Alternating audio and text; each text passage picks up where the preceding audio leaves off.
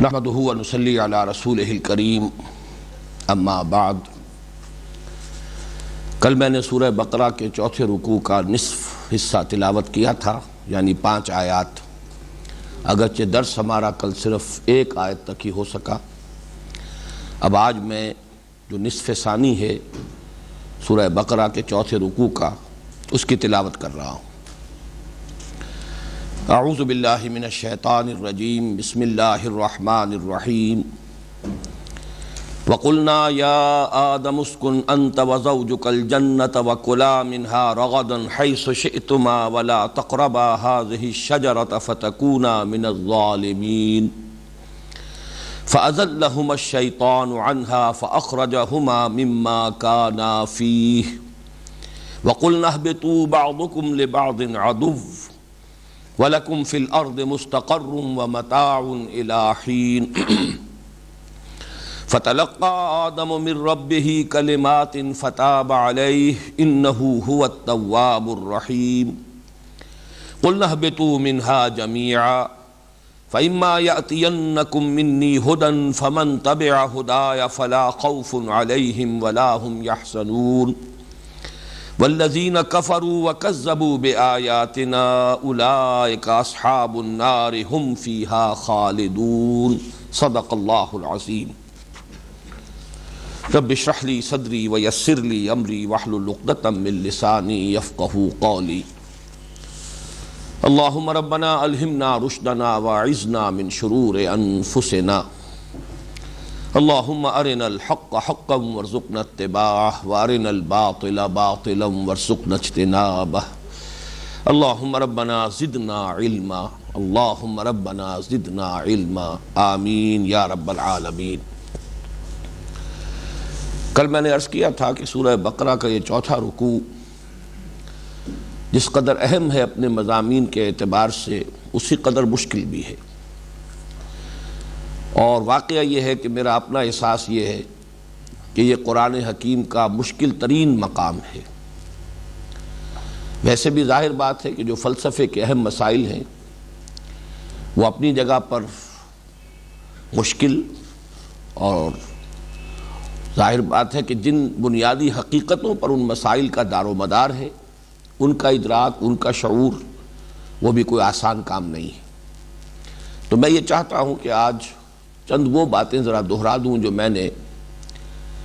تعارف قرآن کے ضمن میں جو تمہیدی گفتگو کی تھی مسلسل درس قرآن کے اس دور ثانی کے آغاز کے وقت، تو اس میں سے 2 نکات پیش نظر رہنے چاہیے۔ نمبر 1 یہ کہ قرآن مجید کی تفہیم یا تشریح یا تفسیر یا تعویل کے ضمن میں میرا اپنا ایک ذوق ہے، اور میں یہ سمجھتا ہوں کہ وہ مدلل ہے، دلیل اور برہان پر قائم ہے،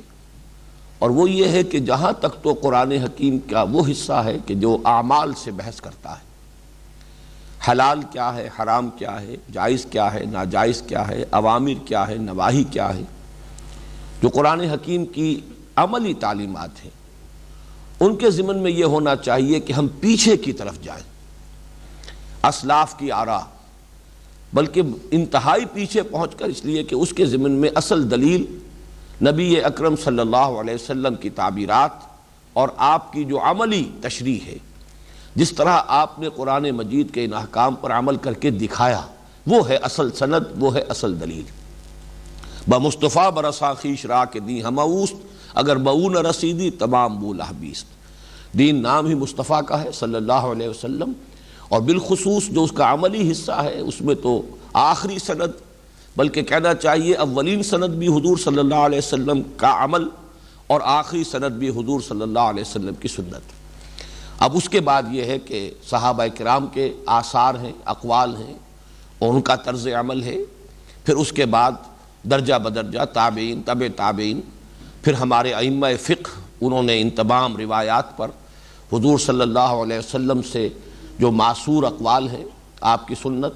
پھر یہ کہ آثار صحابہ، ان سب کا جائزہ لے کر پھر جو بھی آراء مرتب کی ہیں جنہوں نے مستقل مکاتب فقہ کی صورت اختیار کر لی، تو درجہ بدرجہ یہ چیزیں آئیں گی۔ لیکن یہ کہ ہمارے لیے ضروری ہوگا کہ ہم پیچھے کی طرف دیکھیں، قرآن حکیم کی عملی تعلیمات کے ضمن میں رجوع کریں اسلاف کی طرف، اور یہاں تک کہ ہم اپنے آپ کو محمد الرسول اللہ صلی اللہ علیہ وسلم کے قدموں میں پہنچا دیں۔ لیکن جہاں تک ان مسائل کا تعلق ہے جو خالص علمی ہیں، بالخصوص جن سے کہ سائنس کے مختلف شعبے بھی بحث کرتے ہیں، وہ حقائق جو ہیں اس کائنات کے کہ جن کے ضمن میں انسانی علم نے ارتقاء کیا ہے، انسان نے بہت سی معلومات حاصل کی ہیں، سائنس کے ذریعے انکشافات ہوئے ہیں، اکتشافات ہوئے ہیں، پھر وہ فیکٹس بھی ایسے ہیں کہ جو ویریفائی بھی ہو گئے ہیں، ان کو پھر انسان نے ٹیکنالوجی کی بنیاد بنایا ہے۔ تو یہ تمام چیزیں جو ہیں قرآن حکیم میں ان کے بارے میں اگر کوئی حوالے ہیں تو ان کے ضمن میں ہمیں آگے کی طرف چلنا ہوگا، اور سائنسی ترقی جو ہوئی ہے، انسانی علم میں جو ارتقاء ہوا ہے، اس کا ساتھ دیتے ہوئے قرآن حکیم کے ان مقامات کو سمجھنا ہوگا۔ اس میں ہمارے لیے اسلاف کا قول جو ہے وہ سند نہیں ہے، اس لیے کہ ان کا تعلق اس دور سے ہے کہ جب کہ یہ جو علم ہے انسان کا وہ ابھی ابتدائی سٹیجز میں تھا، ابھی معلومات کا دائرہ بہت محدود تھا۔ انہوں نے اپنے دور کی جو بھی سطح تھی معلوماتی اور علمی سطح، اس کے مطابق تعبیر کی ہے۔ وہ ہمارے لیے ایک طرح سے ریفرنس تو ہو سکتا ہے کہ ہم اس کو بھی دیکھیں کہ وہ ان کی کیا آراء تھی، لیکن وہ کوئی دلیل یا سند کے درجے میں نہیں۔ یہ تو ایک بنیادی بات تھی جو تفصیلاً میں تعارف قرآن کے ضمن میں عرض کر چکا ہوں۔ دوسری بنیادی بات یہ کہ عالم غیب کے جو حقائق ہیں، اور بالخصوص عالم آخرہ، عالم برزخ،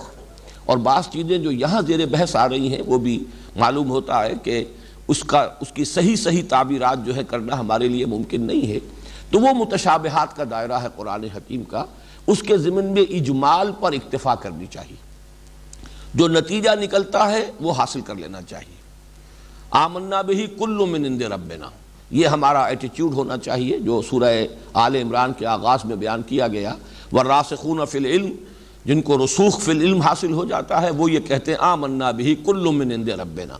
اور ان کا اصل دار و مدار جو ہے قرآن مجید کے ساتھ، ان کا اصل اعتناء اور دلچسپی کا معاملہ وہ ہوتا ہے محکمات کے ساتھ۔ متشابہات جو ہیں ان کی اصل تعویل لا یعلم تعویلہ الا اللہ، اللہ تعالیٰ کے سوا کسی کے علم میں نہیں ہے۔ اس لیے متشابہات کی بھی بہت سی چیزیں جو اس رکوع میں آ رہی ہیں، ان دونوں چیزوں کو ذہن میں رکھیے۔ تو پھر ایک مجھے وضاحت کرنی ہے، کل جو میں نے یہ 3 لیولز جو بیان کیے تھے کہ ایک ہے وہ نور کا ابتدائی دور جو عالم امر کا نور کا دور ہے، اور اس میں ارواح انسانیہ کی تخلیق ہوئی اور ملائکہ کی تخلیق ہوئی، وہ ہے عالم امر کا دور۔ اس کے بعد پھر یہ دو سٹیجز ہیں، یہ تنزلات ہیں۔ پھر نار کا دور ہے، ناری کرے بہت بڑے بڑے وجود میں آئے ہیں، بڑا دھماکہ ہوا ہے، بگ بینگ ہوا ہے، اور یہ بگ بینگ سے در حقیقت یہ دوسرے 2 مراحل متعلق ہیں۔ وہ پہلا مرحلہ جو ہے عالم امر کا، اس تک ہماری رسائی قطعاً ممکن ہی نہیں ہے، سائنس کبھی بھی اس کے بارے میں کوئی بات نہیں جان سکے گی، اس لیے کہ وہ اس کے دائرے سے خارج ہے۔ تو اس میں یہ ہے کہ پھر جب یہ کرہ جو ہے کرہ زمین یہ ٹھنڈا ہوا ہے، اس پر کرسٹ وجود میں آیا ہے، اور اس سے پھر جو یہاں پر حیوانات کی تخلیق کا سلسلہ شروع ہوا، جن میں پھر ٹاپ پر ہومو سیپینز ہے، یہ میں کل بیان کر چکا ہوں۔ اس کے ضمن میں صرف ایک وضاحت اور کرنی ہے، اور وہ یہ کہ نور کا جو لفظ میں نے استعمال کیا کہ ملائکہ نوری الاصل ہیں، یا ان کی تخلیق نور سے ہوئی ہے، اس نور کو اس نور پر قیاس نہ کیجئے جو لائٹ ہمارے ہاں اس وقت فزکس کا ایک موضوع ہے۔ یہ لائٹ جو ہے یہ در حقیقت اگرچہ نور کا ہم اس پر اطلاق کر رہے ہیں، لیکن وہ نور جو عالم امر کا ہے، اس کے اور اس کے مابین نوعیت کا فرق ہے۔ یہ عالم مادی کی شے ہے۔ اس لائٹ کے لیے بھی چاہے بہت ہی سریع الرفتار یہ شے ہے، بہت تیزی کے ساتھ حرکت کرتی ہے، 1,86,000 میل ایک سیکنڈ میں یہ لائٹ جو ہے حرکت کرتی ہے، ویلوسٹی آف لائٹ اتنی ہے۔ عالم مادی میں اس سے آگے کسی اور رفتار کا ہمیں تاحال علم نہیں ہے، لیکن پھر بھی اس میں وقت کا معاملہ ہے۔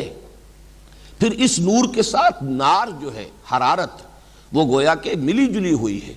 یہ نور سورج سے آ رہا ہے جو ناری کرہ ہے، اور اس کا ٹیمپریچر جیسا کہ میں آپ کو بتا چکا ہوں 1,00,000 ڈگری سینٹی گریڈ اس کا ٹیمپریچر ہے۔ تو یہ نور اور نار جو ہے یہ تو باہم ایک دوسرے سے ملے ہوئے ہیں۔ یہ مادی نور ہے، یہ روشنی جس کا کہ ہم فزکس کے اندر ایک کیٹیگری کی حیثیت سے جس کا ہم مطالعہ کرتے ہیں، وہ نور اور ہے۔ اس کے لیے میں نے بعض مواقع پر جبکہ یہی موضوعات اس سے پہلے درس میں زیر بحث آئے ہیں تو میں نے ایک لفظ استعمال کیا تھا خنک نور۔ وہ کوئی ٹھنڈی روشنی تھی، وہ عالم امر کی شے ہے جس کو ہم نہیں سمجھ سکتے کہ اس کی اصل حقیقت کیا تھی۔ وہ ہے اصل میں مادہ تخلیق ملائکہ کا، اور وہی مادہ تخلیق ہے ارواح انسانیہ کا۔ یہ جو نور ہے جس سے ہم واقف ہیں، یہ در حقیقت بگ بینگ کے بعد وجود میں آیا ہے، اور جیسے کہ آج کل بتایا جا رہا ہے یہ بھی ذرات پر مشتمل ہے، فوٹونز، بہت ہی چھوٹے چھوٹے نہایت مائنیوٹ ذرات پر مشتمل ہے، اور جیسا کہ میں نے عرض کیا ہے اس کے لیے ایک رفتار ہے،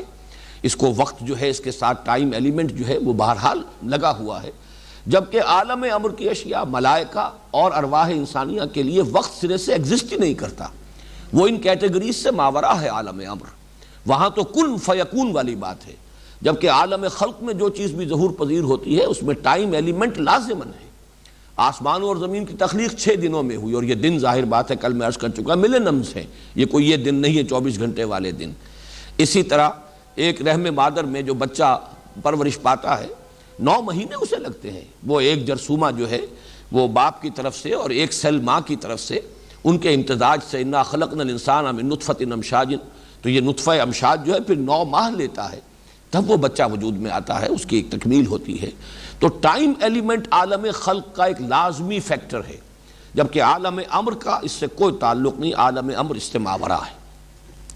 دوسری بات، کل جو ہم نے آیت پڑھی تھی اس کے ضمن میں یہ اشتباہ پیدا ہوا، بعد کے سوالات میں بھی آیا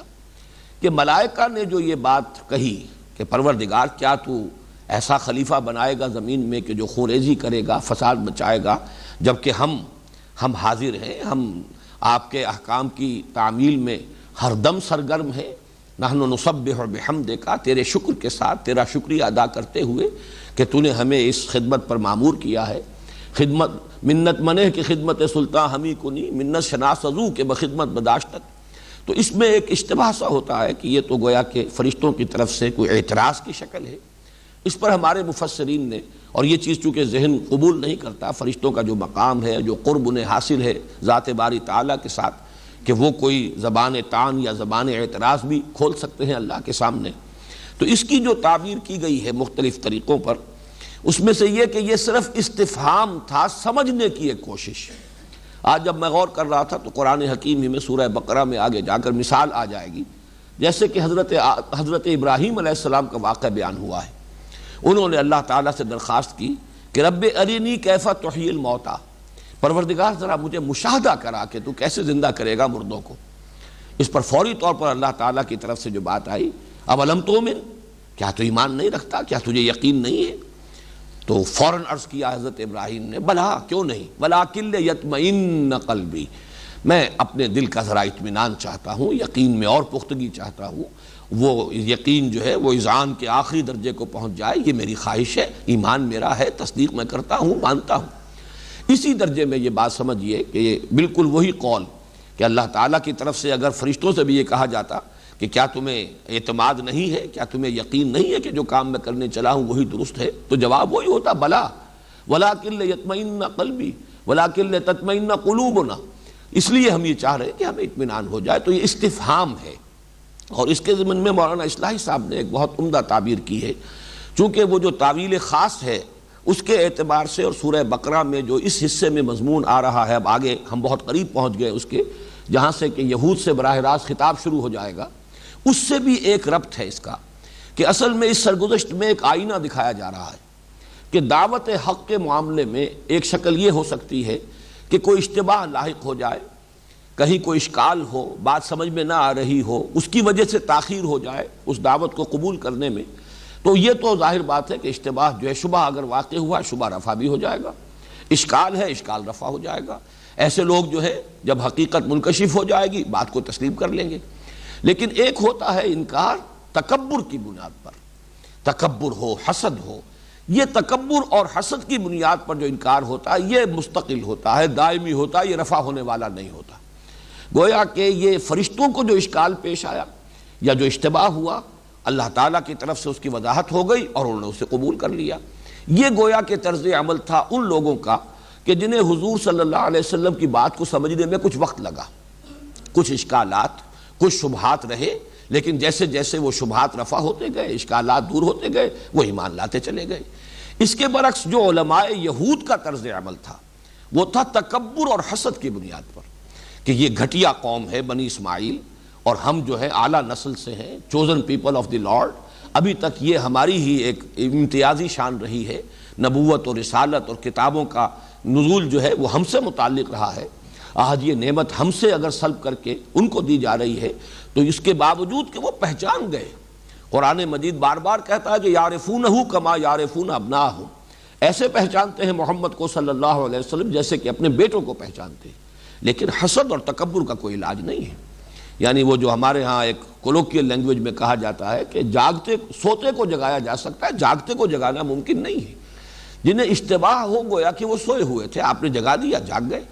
لیکن جو جاگے ہوئے ہیں، پہچانے ہوئے ہیں، اور اصل میں ان کے انکار کا سبب جو ہے وہ تکبر ہے، استکبار اور حسد، تو ان کے کوئی علاج نہیں ہے۔ تو یہ گویا کہ سرگزشت آدم و ابلیس کی جو تفصیل یہاں آ رہی ہے، ایک طرح سے تمہید بن رہی ہے، آئینہ دکھایا جا رہا ہے علماء یہود کو کہ تمہارا طرز عمل ابلیس کے مشابہ ہے،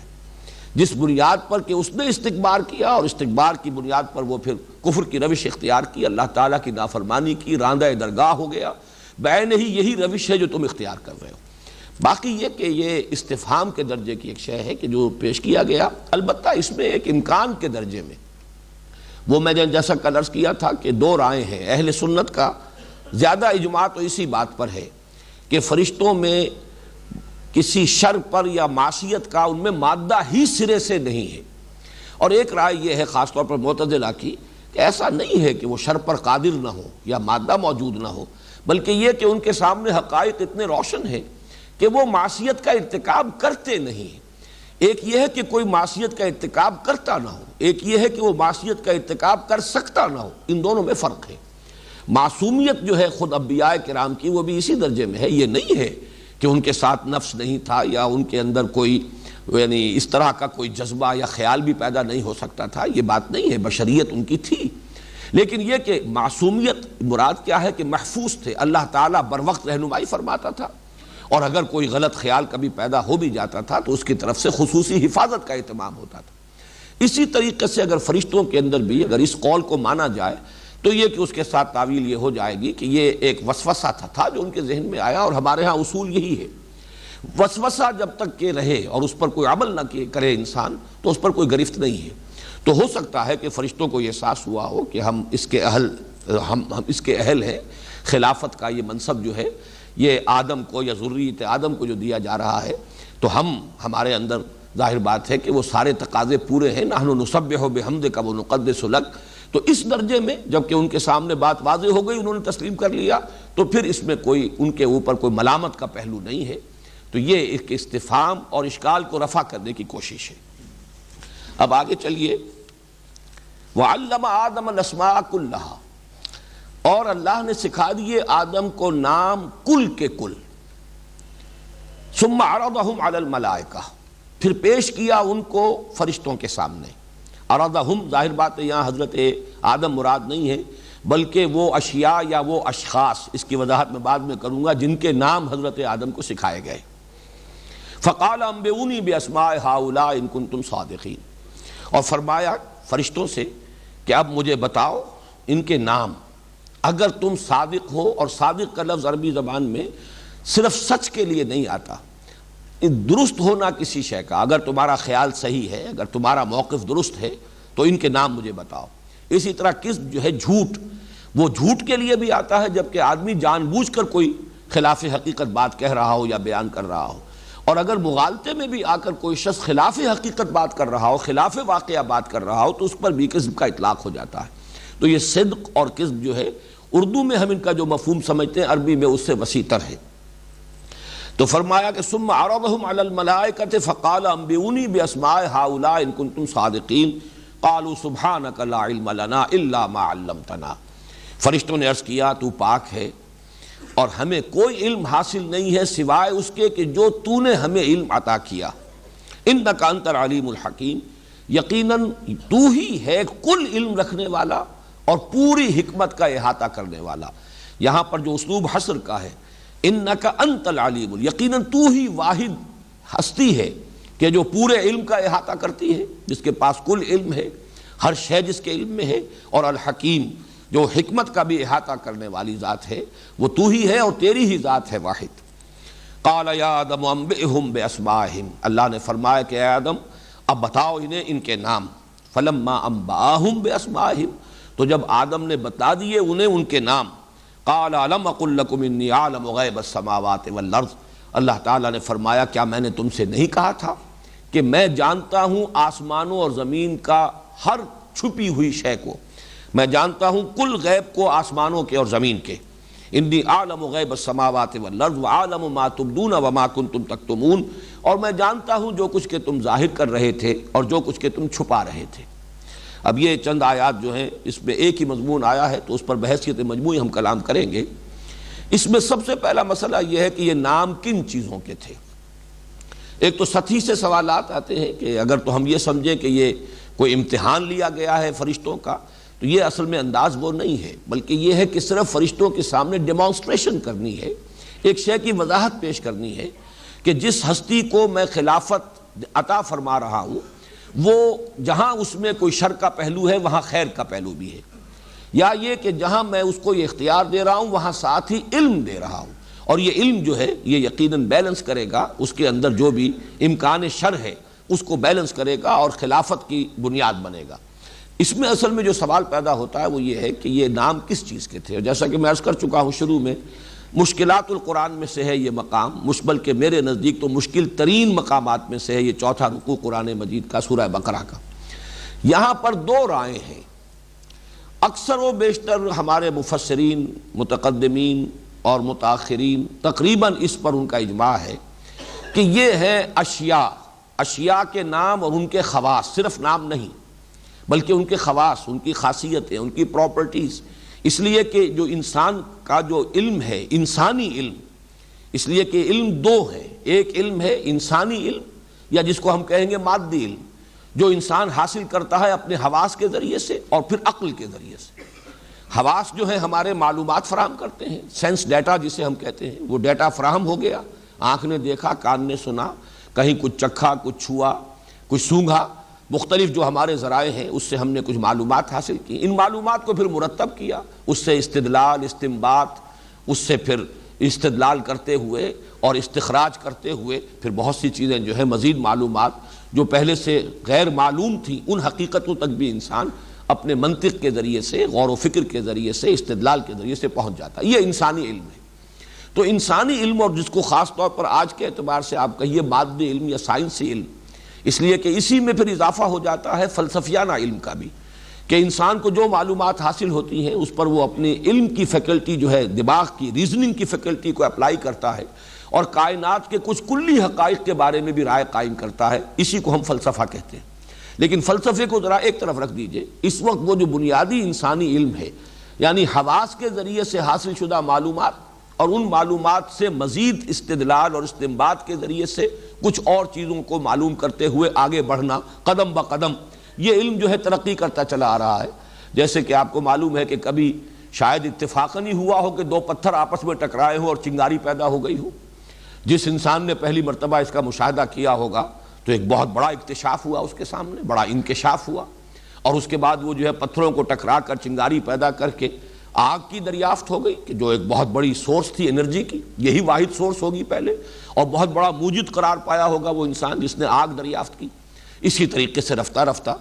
یہ سبھی دیکھتے رہے ہوں گے کہ اوپر سے پھل درختوں کے جو ہیں گرتے ہیں زمین کی طرف آتے ہیں، لیکن ایک سائنسدان نے بیٹھ کر دیکھا، مشاہدہ کیا، اس سے نتیجہ نکالا کہ معلوم ہوتا ہے کہ زمین میں کوئی قوت ہے، کوئی کشش ثقل ہے کہ جو ان چیزوں کو اپنی طرف کھینچتی ہے. یا یہ کہ اس آگ کے اوپر پانی اگر کبھی کسی نے رکھا ہو دیگچی میں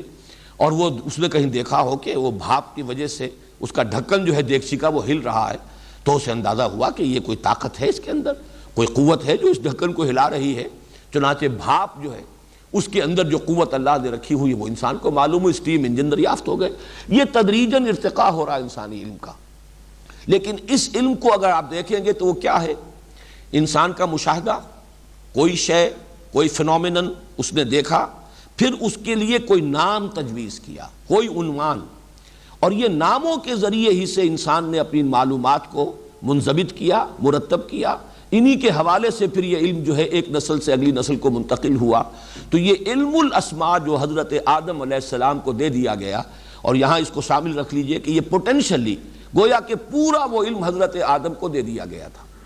یہ اسی کی ایکسفولیشن ہے، اسی کا ظہور ہے جو تدریجاً ہو رہا ہے۔ اس کو ہم یوں بھی تعبیر کر سکتے ہیں کہ اس علم کی جو کہ حاصل کرنے کے جو ذرائع ہیں، جو آلات ہیں، وہ آدم کو عطا کر دیے گئے۔ سمع، ان السمع والبصر والفؤاد کل اولئک کان عنہ مسئولا، ان میں وہ استعداد تھی، تو گویا کہ ان کے ذریعے سے جو کل علم انسان کو حاصل ہونے والا ہے، گویا کہ وہ پورا علم حضرت آدم علیہ السلام کو دے دیا گیا۔ یہ مختلف تعبیرات جو ہیں اس کی ہوں گی۔ حقیقت یہ ہے کہ اکثر و بیشتر لوگوں نے علم الاسماء سے مراد یہی لیا ہے اشیاء کا علم، یعنی یہ جو سائنٹیفک علم ہے، مختلف اشیاء، مختلف چیزیں، ان کے خواص، ان کی properties, physical phenomena, physical forces, ان کے لیے پھر عنوانات طے کرنا، اس کے لیے ٹرمز ایجاد کرنا، اس کے حوالے سے علم کو آگے بڑھانا، یہ مراد لیا ہے اکثر و بیشتر علماء نے۔ اس میں ایک ذرا ہٹ کر بات کہی ہے مولانا امین احسن اصلاحی صاحب نے۔ دلیل ان کی یہ ہے کہ یہاں جو ضمیریں آ رہی ہیں وہ ذوی العقول کے لیے استعمال ہونے والی ضمیریں ہیں، چنانچہ ثم عرضہم، پھر پیش کیا ان کو ملائکہ کے سامنے۔ اب یہ ہم کی ضمیر جو ہے ذوی العقول کے لیے ہے۔ اسی طریقے سے انبئونی باسماء ہؤلاء، ان لوگوں کے نام بتاؤ۔ اس سے انہوں نے ایک نتیجہ برآمد کیا ہے کہ اصل میں حضرت آدم علیہ السلام کی وہ ذریت جس کا تذکرہ ہو چکا ہے، ارواح کی شکل میں ان سب کی تخلیق ہو چکی تھی، تو حضرت آدم علیہ السلام کی ذریت کے اندر جو عظیم شخصیتیں پیدا ہونے والی تھیں، جن میں عظیم ترین شخصیت حضرت محمد صلی اللہ علیہ وسلم ہے، پھر انہی میں ابراہیم، اور انہی میں نوح، اور انہی میں عیسیٰ، انہی میں موسیٰ علیہ السلام اور صلی اللہ علیہ وسلم، تو یہ ان کا گویا کہ مشاہدہ کرایا گیا۔ ان جو ارواح تھی ان میں بھی وہ نورانیت یقیناً ہوگی، جھلک رہی ہوگی، ان کا مشاہدہ کرایا گیا اور پوچھا گیا۔ حضرت آدم کو ان کے نام بتا دیے گئے، اور پھر یہ کہ فرشتوں کے سامنے ان کو پیش کیا گیا کہ جہاں یہاں شیاطین بھی پیدا ہوں گے، بڑے سرکش لوگ بھی ہوں گے، یہاں نمرود اور اگر فراعنہ بھی ہوں گے، نماردہ بھی ہوں گے، لیکن یہ کہ اسی نسل آدم کے اندر یہ خیر کے پیکر بھی ہوں گے، جو کہ ہر اعتبار سے نیکی کے، بھلائی کے علمبردار، اور ان کے اپنے عمل میں، اپنے کردار میں بلندی ہوگی، ترفع ہوگا۔ تو گویا کہ یہ ایک رائے ہے جو اصلاحی صاحب نے محض اس دلیل کی بنیاد پر کہ یہاں ذوی العقول کے لیے ضمیریں آ رہی ہیں، اس سے مراد ہے کچھ انسانوں کے، ذریت آدم کے نیک لوگوں کے نام، اور ان کا مشاہدہ کرا دیا گیا، اور اس سے گویا کہ ملائکہ کو یہ اطمینان دلا دیا گیا کہ ٹھیک ہے، چونکہ اس کو اختیار دیا جا رہا ہے، اسے اٹانومی دی جا رہی ہے، اس کو خلافت دی جا رہی ہے، تو شر کا امکان بھی ہے، تمہارا یہ اشتباہ جو ہے غلط نہیں ہے کہ یہ فساد مچائے گا، یفسد فی الارض یفسد فیہا ویسفک الدماء، اور خونریزی کرے گا، لیکن یہ کہ اس کے ساتھ ساتھ یہ نیک ہستیاں بھی ہیں کہ جو اس ذریت آدم کے اندر پیدا ہوں گی، کہ جو زمین کو خیر سے بھر دیں گی، یہ بھی وہ ساتھ کے ساتھ موجود ہے۔ یہ رائے ہے مولانا اصلاحی صاحب کی۔ اور ایک اعتبار سے جیسے کہ میں نے عرض کیا کہ کچھ وزن بنتا ہے ان کی اس رائے میں کہ یہاں پر ضمائر وہ ہیں کہ جو ذوی العقول کے لیے استعمال ہوتے ہیں، لیکن یہ کہ اکثر و بیشتر مفسرین نے جب وہ رائے دی ہے جو میں پہلے بیان کر چکا ہوں، تو اس میں اس کا جواب یہی ہوگا کہ چونکہ تمام علم حضرت آدم علیہ السلام کو دیا گیا، اشخاص بھی آئے اس میں اور وہ اشیاء بھی آئیں، تو اس اعتبار سے برسبیل تغلیب یہ وہ ضمائر وہ استعمال کر دیے گئے جو ذوی العقول کے لیے ہیں، لیکن یہ ضروری نہیں ہے کہ انہی کا پر حصر ہو رہا ہو، بلکہ یہ کہ وہ تمام اشیاء کا علم ہے۔ میرے نزدیک بھی جو اصل موضوع ہے خلافت، اس کے ساتھ تعلق رکھنے والی اور زیادہ مناسبت رکھنے والی رائے یہی ہے کہ یہ علم اسماء وہ انسانی علم ہے جو انسان نے اپنے ذرائع سے تدریجاً حاصل کیا، اپنے مشاہدے سے، ان السمع والبصر، دیکھ کر، سن کر، نتائج کا استنباط کر کے، استدلال کر کے جو معلومات انسان جو ہے حاصل کرتا چلا جا رہا ہے، یہی در حقیقت وہ فیکلٹی ہے انسان کی، یہی اس کی وہ صلاحیت ہے۔ یہ صلاحیت ودیت کر دی گئی، یا یوں کہیے کہ حضرت آدم کو وہ کل علم ودیت کر دیا گیا پوٹینشلی، بالقوہ، اسی کا جو بالقوہ تھا وہی علم ہے کہ جو اب بالفعل اور ایکچولی اب اس کا ظہور ہو رہا ہے۔ یہ سب اسی کی ایکسفولیشن ہے، جیسے کہ بیج کے اندر پورا درخت موجود ہوتا ہے، آم کی گٹھلی میں پورا درخت ہے، اسی میں سے وہ برآمد ہوتا ہے، اسی طریقے سے حضرت آدم کو گویا کہ یہ پورا کا پورا علم دے دیا گیا۔ یہ خلافت کے ساتھ اس کا تعلق اس اعتبار سے بہت مناسبت رکھنے والا ہے کہ یہ علم ہے در حقیقت کہ جو اس کائنات کو مسخر کرنے کے لیے حضرت آدم علیہ السلام اور ان کی ذریت کو دیا گیا ہے۔ سخر لکم، جو میں نے دو مقامات پر آپ سے عرض کیا، سخر لکم ما فی السماوات و ما فی الارض، جہاں تک تو ہے خلق لکم ما فی الارض جمیعا، وہاں صرف زمین کا معاملہ ہے. ہماری ضروریات کی بہم رسانی کے لیے اور ہماری جو بھی دسترس ہے اس کی حد تک تو زمین میں جو کچھ پیدا کیا گیا وہ ہمارے لیے. خلافت عرضی ہمیں دی گئی ہے، خلافت پوری کائنات کی نہیں دی گئی. البتہ یہ ہے کہ وہ علم کی وہ بنیاد عطا کر دی گئی حضرت آدم علیہ السلام کو پوٹینشلی، اور یوں کہیے کہ ذریت آدم کو پریکٹیکلی، کہ جس کے نتیجے میں وہ تسخیر کر سکے گا کائنات کی. اور یہ تسخیر جو ہے ان قواعد فطریہ اور جو فورسز آف دی نیچر ہیں ان کی دریافت، پھر ان کو اپنے کنٹرول میں لانا، پھر ان سے فائدہ اٹھانا. آج جو انرجی کے جو مختلف جو خزانے ہیں جس طریقے سے کہ انسان کے اختیار میں آتے چلے جا رہے ہیں، چاند تک اس کی رسائی ہو چکی ہے، ہو سکتا ہے کہ اور بھی ترقی ہو. تو جیسا کہ دجال کا لفظ آتا ہے اور دجال کے بارے میں جو صفات آئی ہیں احادیث کے اندر، وہ یہی تسخیر ہے. یہ تسخیر اصلاً کوئی شر نہیں ہے. یہ تسخیر تو وہ ہے کہ جو خود اللہ تعالیٰ کی طرف سے عطا کردہ صلاحیتوں کے ذریعے سے ہو رہی ہے. اصلاً یہ ایول نہیں ہے، شر نہیں ہے.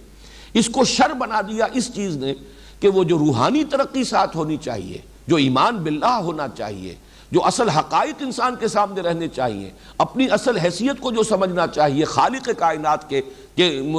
حوالے سے اور اس سے نسبت سے، اگر انسان کے نگاہوں سے وہ چیزیں اوجھل ہو جائے اور صرف یہ دنیا اور عالم مادی ہی اس کے پیش نظر رہ جائے، تو یہی گویا کہ وہ کانا دجال والا جو تصور ہے کہ دو آنکھیں اللہ نے عطا فرمائی انسان کو. ایک آنکھ یہ علم انسانی ہے کہ جس کے ساری کی ساری مشینری، اس کی پوری فیکلٹی، اس کے سارے آلات، اس کے ذرائع انسان میں ودیعت کر دیے گئے. یہ ایک آنکھ ہے، یہ ایک علم ہے جس کا کہ دائرہ اس کے لیے کھلا ہوا ہے، جس کا دروازہ اور میدان وسیع ہے. دوسرا علم وہ ہے جس پر کہ یہ رکوع ختم ہوگا. فَإِمَّا يَأْتِيَنَّكُم مِّنِّي هُدًى فَمَن تَبِعَ هُدَايَ فَلَا خَوْفٌ عَلَيْهِمْ وَلَا هُمْ يَحْزَنُونَ. تو جب بھی تمہارے پاس میری طرف سے ہدایت آئے گی، یہ علم وحی ہے جو اللہ تعالیٰ نے انبیاء کے ذریعے سے، اور یہ سلسلہ جو ہے حضرت آدم ہی سے شروع ہوا ہے اور حضرت محمد صلی اللہ علیہ وسلم پر وہ تکمیل پذیر ہوا. یہ سلسلہ ہدایت یہ دوسرا علم ہے جو عام طور پر میں نے یہ بھی مضامین جو ہے وہ تعارف قرآن کے ضمن میں اس وقت کچھ تفصیل سے عرض کیے تھے. العلم و علمان جو عام کہاوت ہے، علم دو ہے، ایک یہ مادی علم ہے اور ایک وہ علم ہدایت ہے جو علم وحی کے ذریعے سے انسان کو حاصل ہوا ہے. اس کا ذریعہ وحی ہے. اس مادی علم کا ذریعہ ہمارے یہ حواس اور ہماری یہ عقل ہے. اصل میں اسی سے در حقیقت سارا فساد پیدا ہوا ہے کہ جب اس وحی کے علم سے انسان نے منہ موڑ لیا، اس ہدایت کو اس نے ترک کر دیا، اس کی پیروی اختیار کرنی چھوڑ دی، تو اب یہ مادی ترقی اس کے گلے کا ہار ہے. یہ اب ڈسٹرکٹیو فورس ہے کہ جو جمع ہوتی چلی جا رہی ہے. جیسا کہ آپ کو معلوم ہے آج کل بڑی تشویش ہے ویسٹ میں کہ یہ یو ایس ایس آر کی جو ڈس انٹیگریشن ہوئی ہے تو 35,000 جو ہیں ایٹمک وار ہیڈز ہیں، اور یہ چھوٹے چھوٹے جو اب مختلف اس کی جمہوریائیں وجود میں آ رہی ہیں ان کے پاس بھی وہ موجود ہیں. اب کس طریقے سے انہیں کنٹرول کیا جائے. ایک خبر تو یہاں تک آئی تھی کہ امریکہ جو ہے اپنی فوجیں اتارنے کے لیے تیار ہے. یہ ترکستانی علاقے کے اندر جو ریاستیں آزاد ہو رہی ہیں کہ ان کو فوری طور پر کنٹرول کیا جائے، ورنہ یہ طاقت جو ہے اگر ان لوگوں کے ہاتھ میں آ گئی. اور جان میجر صاحب آپ نے سنا ہوگا کہ خاص طور پر سیکیورٹی کونسل کا اجلاس بلا رہے ہیں، چونکہ وہ اس وقت پریزیڈنٹ ہیں سیکیورٹی کونسل کے، تو انہوں نے اسی ایشو پر اجلاس بلایا ہے کہ جلد از جلد ہمیں اہتمام کرنا چاہیے کہ تھرڈ ورلڈ تک یہ ٹیکنالوجی کہیں ان جمہوریاؤں کے ذریعے سے کہ جو اب آزاد ہو گئی ہیں کہیں ان کے ذریعے سے منتقل نہ ہو جائے. اس لیے کہ وہ تو چند ایٹم بم ہیں جو کافی ہیں پورے امریکہ کے لیے، چند ہے کہ جو شاید پوری اس دنیا کی ہلاکت کا ذریعہ بن جائے. ہائیڈروجن بم اور اس سے آگے کی نہ معلوم کتنی کچھ اور جو ہے ہلاکت آفری قوتیں جمع کر لی ہیں انسان نے.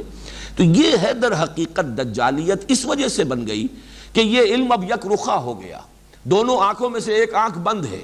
وہی کی آنکھ انسان نے ادھر سے اپنی آنکھ بند کر لی، اور صرف یہ مادی علم کا جو ہے دائرہ اس کا وہ آگے بڑھتا چلا گیا، پھیلتا چلا گیا. معلومات کا ذخیرہ بے انتہا بڑھتا چلا گیا. ٹیکنالوجی ترقی کر رہی ہے، چاند پر انسانی قدم اتر چکے ہیں اور بہت دور دور تک انسان ہو کر آگے ہے، چاہے کسی اور کرے پر ابھی اترا نہیں ہے. یہ ساری در حقیقت ایکسفولیشن ہے اس علم اسماء کی جو حضرت آدم علیہ السلام کو دیا گیا. اور خلافت کا تعلق اسی علم سے ہے. میں بلکہ سوچ رہا تھا، یہ خیال آیا ہے مجھے ان دنوں کہ دوسرا لفظ جو آتا ہے امامت، جو ہمارے ہاں بھی جو خلافت کے موضوع پر سیمینار ہوا تھا تو ایک عالم دین نے ان دونوں کو جمع کیا. یہ امامت کا تعلق در حقیقت اس سے ہے، وہ جو علم ہدایت ہے وحی کا، وہ ہے امامت. حضرت ابراہیم علیہ السلام کی کوئی حکومت زمین میں قائم نہیں ہوئی. حضرت ابراہیم علیہ السلام کی جو چیز دی گئی تھی انی جاعلک للناس اماما، وہ یہ ہے کہ اب آپ ہی کی ذریت میں نبوت اور یہ رسالت رہے گی، کتابیں آئیں گی۔ حضرت موسیٰ علیہ السلام بھی ذریت ابراہیم میں سے ہیں، تمام انبیاء بنی اسرائیل ذریت ابراہیم میں سے ہیں، اور آخری رسول محمد صلی اللہ علیہ وسلم بھی ذریت ابراہیم میں سے ہیں۔ تو امامت جو ہے وہ اس کا تعلق اس علم کے سے ہے، لیکن خلافت کا تعلق جو زمین کو پر خلافت عطا کی گئی حضرت آدم علیہ السلام کو، وہ در حقیقت اس کی بنیاد یہ علم انسانی ہے جس کو یہاں علم اسماء سے تعبیر کیا گیا۔ وعلم آدم الاسماء كلها ثم عرضهم على الملائكة فقال انبئوني باسماء هؤلاء ان كنتم صادقين۔ اب اس میں بھی کوئی مقابلہ کرانا پیش نظر نہیں تھا، اس حقیقت کو صرف بتانا تھا کہ یہ علم ہم ان آدم کو دے رہے ہیں، اس کی بنیاد پر یہ خلافت ارضی کا یہ حقدار ہے، اس کا اہل ہے۔ باقی یہ ہے کہ یہ بات بعض مفسرین نے لکھی ہے کہ اگرچہ فرشتوں کے پاس بھی علم ہے، لیکن فرشتوں کا علم محدود ہے اس شعبے سے متعلق کہ جو شعبہ ان کے چارج میں دیا گیا، جو جس شعبے سے جس کی خدمات وابستہ ہیں اسی کے بارے میں اس کے پاس معلومات ہیں۔ یہ بحیثیت کل جو علم ہے یہ ہے کہ جو حضرت آدم علیہ السلام کو دیا گیا، اسی لیے علم آدم الاسماء کلھا، یہاں پر لفظ کل پر جو زور ہے وہ اسی اعتبار سے کہ حضرت آدم کو عطا کیا جانے والا علم، پھر میں وہ لفظ استعمال کر رہا ہوں جو پوٹینشل علم تھا ابھی، جسے ابھی وقت لگنا تھا کہ جو پوری طریقے سے ظاہر ہو اور اس کا ظہور ہو، لیکن یہ کہ وہ کلیت کا حامل ہے۔ جبکہ فرشتوں کا علم انہوں نے کہا سبحانک لا علم لنا الا ما علمتنا، تو اے اللہ تو پاک ہے، ہمیں تو کوئی علم حاصل نہیں ہے سوائے اس کے جو علم تو نے ہمیں دیا ہے۔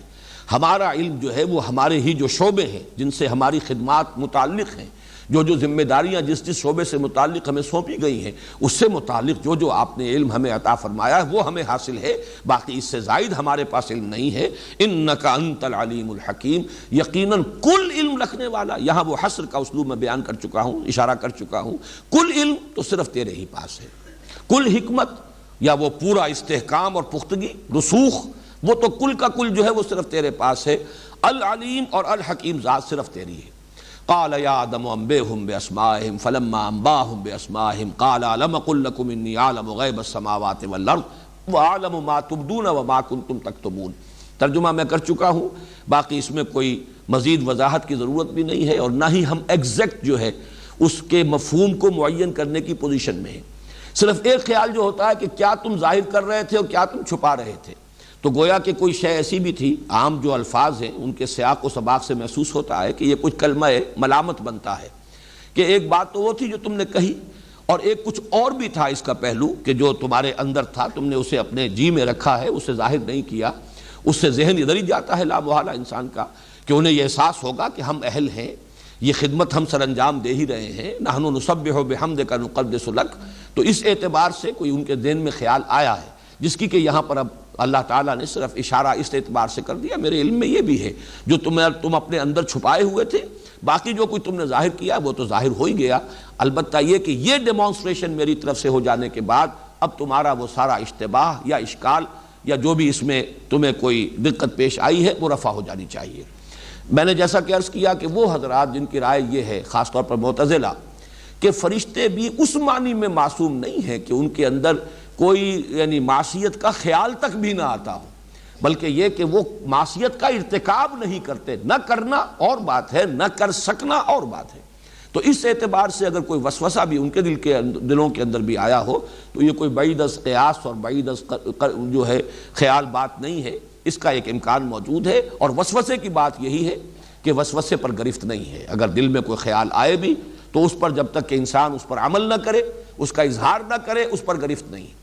اسی معنی میں حضرات انبیاء جو ہیں یہ نہیں ہے کہ ان کے اندر بشری تقاضے نہیں تھے، بشری تقاضے تھے،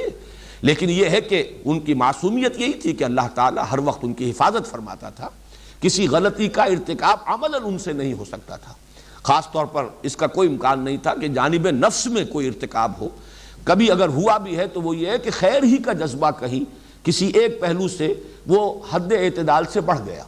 وہ خیر ہی کا جذبہ ہو سکتا ہے جس پر کہ گرفت بھی آئی ہے، لیکن یہ کہ شر کی طرف یا نفسانیت کی طرف ان کی کوئی توجہ، اللہ تعالیٰ نے ان کے نفوس کو جس طرز کا بنایا تھا وہ اس کے اندر اس کا جذبہ شر کا اس معنی میں پیدا نہیں ہوتا تھا، لیکن اس کے یہ معنی نہیں ہے کہ بشری تقاضے سرے سے نہیں تھے۔ بہرحال اب آگے چلیے، وَإِذْ قُلْنَا لِلْمَلَائِكَةِ اسْجُدُوا لِآدَمَ فَسَجَدُوا إِلَّا إِبْلِيسَ أَبَىٰ وَاسْتَكْبَرَ وَكَانَ مِنَ الْكَافِرِينَ۔ اور یاد کرو جب کہ ہم نے کہا تھا فرشتوں سے کہ جھک جاؤ سجدہ کرو آدم کو، فَسَجَدُوا تو ان سب نے سجدہ کیا، إِلَّا إِبْلِيسَ سوائے ابلیس کے، ابا اس نے انکار کیا، ابا کیا، واستکبر استکبار کیا، گھمنڈ کیا، تکبر کیا، وَكَانَ مِنَ الْكَافِرِينَ۔ کانا کے دونوں مفہوم ہو سکتے ہیں، کانا ناقصہ اور کانا تامہ، یہ بھی کہ ہو گیا کافروں میں سے، اپنے اس فعل کی وجہ سے، اپنی اس نافرمانی کی وجہ سے وہ کافروں میں سے ہو گیا۔ اور یہ بھی ہو سکتا ہے کہ وہ تھا ہی کافر، اس کے اندر وہ شیطنت چھپی ہوئی تھی، صرف اس آزمائش کے ذریعے سے اس کا ظہور ہو گیا۔ ظاہر بات ہے کہ جو بھی کچھ انسان کے اندر ہوتا ہے اللہ تعالیٰ سے تو مخفی نہیں ہے، اللہ کے علم میں ہے، البتہ یہ کہ اللہ تعالیٰ ظاہر کر دیتا ہے۔ وَلَيَعْلَمَنَّ اللَّهُ الَّذِينَ آمَنُوا وَلَيَعْلَمَنَّ الْمُنَافِقِينَ۔ اللہ تعالیٰ ظاہر کر دے گا اس کو کہ کون منافق ہے، کون صاحب ایمان ہے، تو اللہ تعالیٰ کے علم میں تو ہے، لیکن اللہ ظاہر کر دیتا ہے۔ اسی طریقے سے اس ابلیس کی وہ شیطنت جو ہے، جو اس کے اندر چھپی ہوئی، جو اس کا تکبر اور استکبار اور گھمنڈ اور اس کا جو شر تھا وہ ظاہر ہو گیا۔ یہ دونوں اس کے مفہوم ہو سکتے ہیں۔ اس کے ضمن میں جیسا کہ میں کل عرض کر چکا ہوں کہ ملائکہ، پھر یہ ابلیس کے بارے میں اشکال ہو جاتا ہے اس آیت اور تقریباً 5 اور مقامات پر اسی انداز میں جو یہ مضمون آیا ہے کہ ہم نے فرشتوں کو حکم دیا، سب فرشتوں نے سجدہ کیا سوائے ابلیس کے، تو اشتباہ ہو جاتا ہے کہ شاید ابلیس بھی فرشتوں میں سے تھا۔ لیکن یہ کہ قرآن حکیم میں یہ اس کی وضاحت کر دی گئی سورہ کہف میں، کانا من الجن ففسق عن امر ربی، وہ فرشتوں میں سے نہیں تھا۔ فرشتے تو لا یعصون اللہ ما امرہم ویفعلون ما یؤمرون، وہ معصیت نہیں کرتے، نافرمانی نہیں کرتے اللہ کے حکم کی، اور کرتے ہیں وہی کچھ جس کا کہ انہیں حکم ہوتا ہے۔ لہذا یہ معاملہ جو ہے ابلیس سے جو ظاہر ہوا یہ اس بنیاد پر کہ وہ جنات میں سے تھا، جس کا مادہ تخلیق نار ہے۔ وہ نار اور نور کے قرب کے بارے میں بھی تفصیل سے میں کل عرض کر چکا ہوں، اور یہ کہ اس کے بارے میں یہی جو کچھ معلوم ہوتا ہے وہ یہ کہ اپنے علم اور اپنے زہد اور اپنی عبادت گزاری کی بنیاد پر یہ ملائکہ کے زمرے میں تھا، ملائکہ کے ہی ساتھ شامل تھا، اس اعتبار سے گویا کہ مخاطب تھا اس حکم کا کہ سجدہ کرو آدم کو۔ بسم اللہ اولہ آخرہ۔ تو جو میں عرض کر رہا تھا کہ یہ ابلیس کیوں اس حکم کا مخاطب بنا، اس کے بارے میں ایک رائے تو یہ ہے کہ چونکہ جنات کمتر مخلوق ہیں ملائکہ سے، بلندتر مخلوق ملائکہ، جب انہیں سب کو حکم دیا گیا کہ سجدہ کرو آدم کو، تو ظاہر بات ہے کہ وہ تابع ہونے کے اعتبار سے وہی برسبیل تغلیب، گویا کہ وہ بھی مخاطب تھے، جنات بھی، اس پہلو سے وہ بھی ایک جنی جو ہے ابلیس وہ بھی اس کا مخاطب تھا۔ اور ایک رائے یہ کہ وہ اپنے خاص علم اور زہد اور عبادت گزاری کی وجہ سے اس درجے قرب رکھتا تھا ملائکہ کے ساتھ کہ گویا کہ ان کے زمرے میں شریک ہو چکا تھا، اسی لیے خاص طور پر وہ شخصاً مخاطب تھا اس حکم کا جو حکم دیا گیا فرشتوں کو۔ بہرحال یہ چیزیں سارے احتمالات ہیں، جیسے کہ میں نے عرض کیا کہ یہ مشکل رکوع ہے قرآن مجید کا، یہ مقام اس کے بارے میں تعیین بہت مشکل ہے۔ البتہ یہ کہ آدم اور ابلیس کے ناموں کی بنیاد کیا ہے، یہ بات ہے کہ جس پر ذرا غور کر لیجئے آگے بڑھنے سے پہلے۔ آدم کے بارے میں جو سب سے زیادہ کثرت کے ساتھ رائے جو مقبول رائے ہے وہ یہ ہے کہ چونکہ کرسٹ آف دی ارتھ، عدیم الارض، عدیم کہتے ہیں کسی شے کا چھلکا، اوپر کا چھلکا، تو یہ جو کرسٹ آف دی ارتھ ہے یہ اس زمین کا، ہمارے اس پلینٹ کا چھلکا ہے، چونکہ اس سے اس کی پیدائش ہوئی ہے زمین سے، اس لیے آدم کہے گئے کہ عدیم الارض جو ہے اس سے ان کا وہ اس کا مادہ تخلیق ہے۔ باقی ایک یہ بھی کہا گیا ہے کہ ان کا رنگ جو ہے سرخی مائل گندمی رنگ، تو اس کے لیے بھی یہ لفظ عربی زبان میں یہی مادہ مستعمل ہے۔ اور ایک تیسری رائے یہ ہے کہ یہ جو مادہ آتا ہے الف دال میم کا، یہ مخالطت، ملنا جلنا، آپس میں کس چیزوں کا باہم جو ہے مختلط ہو جانا، اس کے لیے یہ لفظ مستعمل ہے، مل جانا۔ تو جیسے کہ موانست انسان کے لیے بھی یہ آپس میں مانوس ہو جانا، موانست یہ انسان کے لیے ایک لفظ کی بنیاد ہے کہ انسان کو انسان اس لیے کہا جاتا ہے کہ یہ باہم ایک دوسرے سے مانوس ہو جاتے ہیں۔ اسی طریقے سے یہ لفظ اس معنی میں بھی چونکہ عربی زبان میں مستعمل ہے، چنانچہ ایک حدیث بھی ہے کہ ایک صحابی نے کہیں تذکرہ کیا کہ میرا فلاں جگہ رشتہ ہوا ہے، میں وہاں شادی کر رہا ہوں، تو آپ نے فرمایا لو نظرت الیہا فانہ احری ان یؤدم بینکما، کیا اچھا ہوتا کہ تم ایک نظر اسے دیکھ لیتے، اس لیے کہ اس سے زیادہ توقع ہے کہ تمہارے مابین موافقت جو ہے اور محبت پیدا ہو جائے اور تم آپس میں زیادہ گھل مل سکو۔ اس معنی میں یہ لفظ مستعمل ہوا یؤدم بینکما. تو اس لیے شاید آدم کو آدم اس لیے کہا گیا، جو آپ انگریزی میں کہتے ہیں گریگوریس اینیمل ہے، انسان مل جل کر رہنے والا متمدن حیوان ہے. ابلیس کے لیے یہ لفظ جیسا کہ میں نے پہلے عرض کیا تھا یہ صفاتی نام ہے. اس کا اصل نام کیا ہے، اس میں علم اس کا قرآن مجید میں نہیں آیا. بعض روایات میں عزازیل نام اس کا آیا ہے، قرآن میں کہیں نہیں ہے. ابلیس جو ہے یہ بھی اس کا صفاتی نام ہے، اس لیے کہ ابلسا یبلسو یہ آتا ہے نہایت مایوس ہو جانا، فرسٹریٹڈ، دی فرسٹریٹڈ ون، وہ کہ جو مایوس ہو جائے، جس کو کوئی امید نہ رہے. اب چونکہ اس سے وہ فعل جو ہے وہ سرزد ہوا، اللہ تعالیٰ کی اس نے حکم کی سرتابی کی، اور اللہ تعالیٰ نے پھر اس مقام پر تو نہیں ہے، بقیہ مقامات پر ہے کہ فخرج منہا فإنک مذموما مدحورا، کہیں فرمایا گیا فخرج منہا فإنک رجیم. اب وہ راندہ درگاہ ہوا اس حکم عدولی کی وجہ سے، اور اب اسے خیر کی اپنے بارے میں تو توقع نہیں. اب جو بھی کچھ اس نے اللہ تعالیٰ سے بعد میں مہلت مانگی جس کا یہاں پر ذکر نہیں ہے، لیکن یہ کہ سورہ صاد میں بھی ہے کہ جب اسے اللہ تعالیٰ کی طرف سے یہ حکم دیا گیا، اس کے مردود ہونے کا اعلان کیا گیا، تو پھر اس نے کہا کہ قال رب فانظرنی الی یوم یبعثون قال فإنک من المنظرین الی یوم الوقت المعلوم. یہ 3 آیات جو کہ سورہ ہجر میں بھی آئی ہیں، یہ 2 مقامات پر کہ اس نے مہلت طلب کی کہ پروردگار میں اس بات کو ثابت کر دوں گا کہ یہ آدم کی ذریت، اس کی اکثریت تیری شکر گزار نہیں ہوگی، بلکہ میں ان کو گمراہ کروں گا. اس نے جو چیلنج بھی دیا ہے یہ مختلف مقامات پر، لیکن چونکہ جیسا کہ میں عرض کر چکا ہوں قرآن مجید کے وہ حصے نازل تو ہو چکے تھے پہلے اس مقام سے جو ہم پڑھ رہے ہیں، وہ تو چونکہ مکی صورتیں ہیں، سورہ صاد بھی، طٰہٰ بھی، سورہ کہف بھی، سورہ بنی اسرائیل بھی، سورہ ہجر بھی، سورہ اعراف بھی، یہ 6 مقامات ہیں جن پر کہ یہ واقعہ آیا ہے. یہاں تو صرف ایک آیت میں اس کا لب لباب، اس لیے کہ اس معلوم ہو جائے کہ انسان کا دشمن ازلی جو ہے وہ یہ ابلیس ہے. اس ابلیس کی ذریت بھی اور بھی جنات میں سے جو اس کی پیروی کرے اور انسانوں میں سے جو اس کے پیروکار بن جائیں، اس کے حلقہ بگوش بن جائیں، یہ شیاطین جن و انس یہ ہے کہ جو یہاں پر شر کے پھیلانے کی ایجنسی ہے. یہ ہے کہ جو دنیا کے اندر لوگوں کو گمراہ کرنے کا جنہوں نے اپنا فرض منصب ہی اس کو بنا لیا ہے. اس لیے اس حقیقت کو بیان کر دیا گیا. اور اس میں قرآن مجید میں دوسرے مقامات پر بھی ہے کہ تکبر، یہاں تو صرف ایک لفظ آیا ہے ابا، اس نے انکار کیا، واستکبر اور استکبار کیا، لیکن دوسرے مقامات پر ہے انا خیر منہ خلقتنی من نار وخلقتہ من طین اسجد لمن خلقت طینا، کیا میں اس کو سجدہ کروں جسے تو نے بنایا ہے مٹی سے، گارے سے. یہ گویا کہ ایک حقارت آمیز انداز میں حضرت آدم کا تذکرہ، یا یہ کہ انا خیر منہ خلقتنی من نار وخلقتہ من طین، میں اس سے بہتر ہوں، برتر ہوں، اعلیٰ ہوں، افضل ہوں، مجھے تو نے آگ سے بنایا ہے، اسے تو نے مٹی سے بنایا ہے. تو یہ اس کا گھمنڈ، یہ اس کا تکبر، یہ اس کا عجب. جیسے کہ حدیث میں بھی آتا ہے کہ ثلاث منجیات و ثلاث مہلکات، 3 چیزیں انسان کو نجات دلانے والی ہیں، 3 چیزیں ہلاک کرنے والی ہیں. اور ان ہلاک کرنے والوں میں جو آخری چیز ہے جس کے بارے میں فرمایا ہی اشدہن، تمام مہلکات میں سب سے شدید ہے اعجاب المرء بنفسہ، انسان کے اندر گھمنڈ پیدا ہو جائے، اپنی برتری کا احساس پیدا ہو جائے، تو یہ اس کو ہلاک کرنے کے اندر سب سے زیادہ مؤثر شے جو ہے، اس کی تباہی اور بربادی کی سب سے بڑی وجہ یہ اعجاب ہے. تو اس نے انا خیر منہ اپنی برتری کا احساس کیا، اور اسی گھمنڈ کی وجہ سے، تکبر کی وجہ سے اس درجے اس میں یہ سرکشی پیدا ہوئی کہ اللہ تعالیٰ کے حکم سے سرتابی کی اور انکار کر دیا سجدہ کرنے کو حضرت آدم سے. اب یہاں پہ اصل بات جو سمجھنے کی، جو میں نے عرض کیا تھا کہ ان کی جو تعویل ہے، لا یعلم تاویلہ الا اللہ، ان کے واقعات کیسے ہوئے، کس طرح ظہور پذیر ہوئے، یہ تصور تو ہم نہیں کر سکتے کہ کوئی بہت بڑی جگہ ہو اور وہاں تمام فرشتے جمع ہوں اور حضرت آدم بھی ہو اور بعض اللہ تعالیٰ بھی سب کے سامنے کہیں اس محفل میں صدارت فرما رہے ہوں اور پھر وہاں حکم دیا گیا ہو کہ سجدہ کرو آدم کو.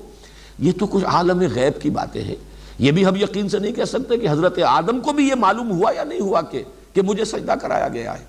اس لیے کہ بعد میں جو ان سے خطا ہوئی ہے اس سے، اور اس کے بارے میں جو ابلیس نے جس طریقے سے انہیں ورغلایا ہے کہ یہ تمہیں جو روکا گیا ہے اس درخت کا پھل کھانے سے، وہ اس لیے کہ کہیں تم فرشتے نہ بن جاؤ، تو تکونا ملکین، کہ کہیں تم فرشتے نہ بن جاؤ. اگر حضرت آدم علیہ السلام کو وہ شعور اس طرح کا ہوتا اور علم کہ یہ فرشتے تو سب میرے سامنے جھکائے گئے ہیں اور مجھے انہوں نے سجدہ کیا ہے، تو معلوم ہوتا ہے کہ پھر اس کا کوئی منطقی بات جو ہے اس میں معلوم نہیں ہوتی کوئی ربط، کہ اس کے باوجود یہ ابلیس انہیں یہ کہہ کر ورغلاتا کہ اللہ نے تمہیں اس لیے روکا اس درخت سے کہ کہیں تم فرشتے نہ بن جاؤ. انہیں تو یہ معلوم ہونا چاہیے تھا کہ میں تو افضل ہوں فرشتوں سے، فرشتے تو میرے سامنے سربسجود ہوئے ہیں. اس اعتبار سے کوئی دلیل اور وسوسہ اندازی کے لیے کوئی بنیاد جو ہے کہ وہ کہیں تم فرشتے نہ بن جاؤ، یہ وجہ ہے، یہ بات جو ہے معقول نہیں بنتی. اس لیے میں عرض کر رہا ہوں کہ یہ کیسے ہوا ہے. حضرت آدم علیہ السلام کو بھی خود یہ علم میں آیا کہ نہیں آیا، لیکن یہ کہ حکم فرشتوں کو دیا گیا اور وہ سب کے سب جھک گئے، انہوں نے سجدہ کیا. اس کی اصل کانوٹیشن ہے کیا؟ وہ کانوٹیشن یہ ہے جو خلافت کے ساتھ متعلق ہے. اس کا یہ مفہوم اور مطلب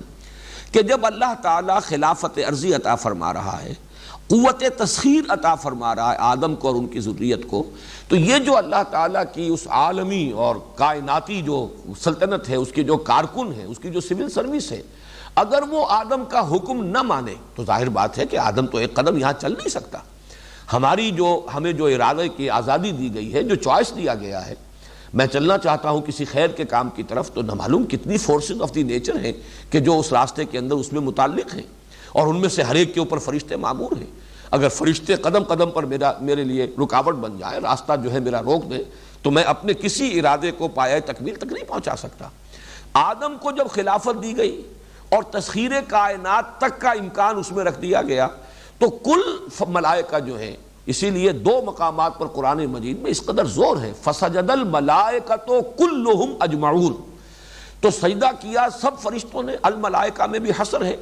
پھر یہ کہ کلہم مزید اس کی تاکید، سب کے سب بلا استثناء، اجمعون سب نے مل کر جمع ہو کر ایک ہی دم یکبارگی، غالباً اس کا مفہوم ہوگا. تو یہ جو تاکید اتنی ہے اس لیے ہے کہ جب خلافت عطا کی گئی ہے تو اللہ کے حکم سے اب فرشتے گویا کہ مطیع بنا دیے گئے انسان کے. اپنے ارادے سے، اپنے چوائس سے یہ خیر کی طرف بڑھنا چاہے، ٹھیک ہے، راستہ کھلا ہے، جائیے جدھر جانا چاہے. اس لیے نہیں کہ آدم ان سے اس اعتبار سے جو ہے وہ جو صحیح یا غلط کام کرنا جو ہے ان کے لیے وہ نتیجہ تو پھر نکلے گا آخرت کے اندر، اللہ تعالیٰ جب حساب لے گا. لیکن اس وقت اللہ نے آزادی دی ہے، اور اس وقت اس کے ارادے کی آزادی کے آگے اس کے راستے میں کوئی فرشتہ رکاوٹ نہیں ڈالے گا. کل کائنات مسخر ہے. البتہ جب وہ وقت آئے گا یہی فرشتے ہوں گے کہ جو ہتھکڑیاں لگائیں گے، یہی ہوں گے جو بیڑیاں ڈالیں گے، یہی ہوں گے جو گھسیٹ گھسیٹ کر جہنم میں اوندھے منہ جھونکیں گے لوگوں کو. لیکن یہ کہ اس وقت ان کو جو حکم دیا گیا ہے خلافت عرضی عطا کیے جانے کے ناطے، یہ گویا کہ اس کا ایک سمبل، اس کی ایک علامت کہ تمام فرشتے، اس لیے کہ سجدہ در حقیقت ویسے تو ضروری نہیں کہ وہ سجدہ جو ہے پیشانی زمین پر ٹکائیں تو اسی کو سجدہ کہا جائے. ذرا سا جھک جانا یہ بھی سجدہ ہے. سجدہ تعظیمی جو ہے اس سے پہلے جائز رہا ہے، شریعت محمدی میں آ کر اسے مطلقاً حرام کیا گیا ہے. ورنہ یہ کہ ذرا جھک کر تعظیم کرنا کسی کی، یہ تمام چیزیں جو ہے یہ سابقہ شریعتوں میں بھی اس کی اس درجے شدت کے ساتھ یعنی بندش نہیں تھی، بلکہ تعظیماً جھکا جا سکتا تھا. اسی کو دلیل آج کل بھی بعض لوگ بناتے ہیں کہ سجدہ تعظیمی جو ہے وہ اگر کہیں بزرگوں کو، اولیاء اللہ کو یا ان کی قبروں کو اگر کر لیا جائے تو کوئی حرج نہیں ہے، اور وہ قیاس کرتے ہیں سابقہ چیزوں پر. حالانکہ شریعت محمدی میں سجدہ مطلقاً حرام ہے اللہ کے سوا کسی کو. لیکن سجدہ جو بھی ہے در حقیقت وہ علامت ہے تذلل کی. تذلل اور کسی کا مطیع ہو جانا، کسی کا منقاد ہو جانا، کسی کے حکم کے سامنے سر تسلیم خم کر دینا، یہ سر تسلیم خم کر دینا یہ بھی ایک طرح کا سجدہ ہے. تو یہ گویا کہ فرشتوں کو اللہ تعالیٰ نے چونکہ خلافت آدم کو عطا کی ہے تو فرشتوں کو ان کا مطیع بنا دیا ہے. یہ سجدہ اس اطاعت کی علامت ہے، اس کا سمبل ہے. یہ ہے اس کا اصل حاصل، جو اصل مضمون ہے. جیسا کہ میں نے کل عرض کیا تھا کہ اصل مضامین کیا ہے، آدم کا مقام کیا ہے، یہ فلسفے اور حکمت دین کا ایک اہم موضوع ہے. وہ خلیفۃ اللہ ہے فی الارض، آدم اور ذریت آدم. اس خلافت کی اساس کیا ہے؟ اس خلافت کی اساس، بلکہ میں دیکھ رہا تھا مولانا عبدالباجی دریابادی مرحوم نے مولانا اشرف علی تھانوی رحمۃ اللہ علیہ کا ایک جملہ نقل کیا ہے کہ خلافت کی بنیاد زہد اور طاعت گزاری نہیں ہے، خلافت کی بنیاد علم اور فہم ہے. چنانچہ یہ بات جو ہے اسی مقام پر انہوں نے کوٹ کیا ہے کہ خلافت کی بنیاد اطاعت اور زہد اور عبادت گزاری نہیں ہے. یہ تو کر رہے تھے فرشتے بھی، نحن نسبح بحمدک ونقدس لک،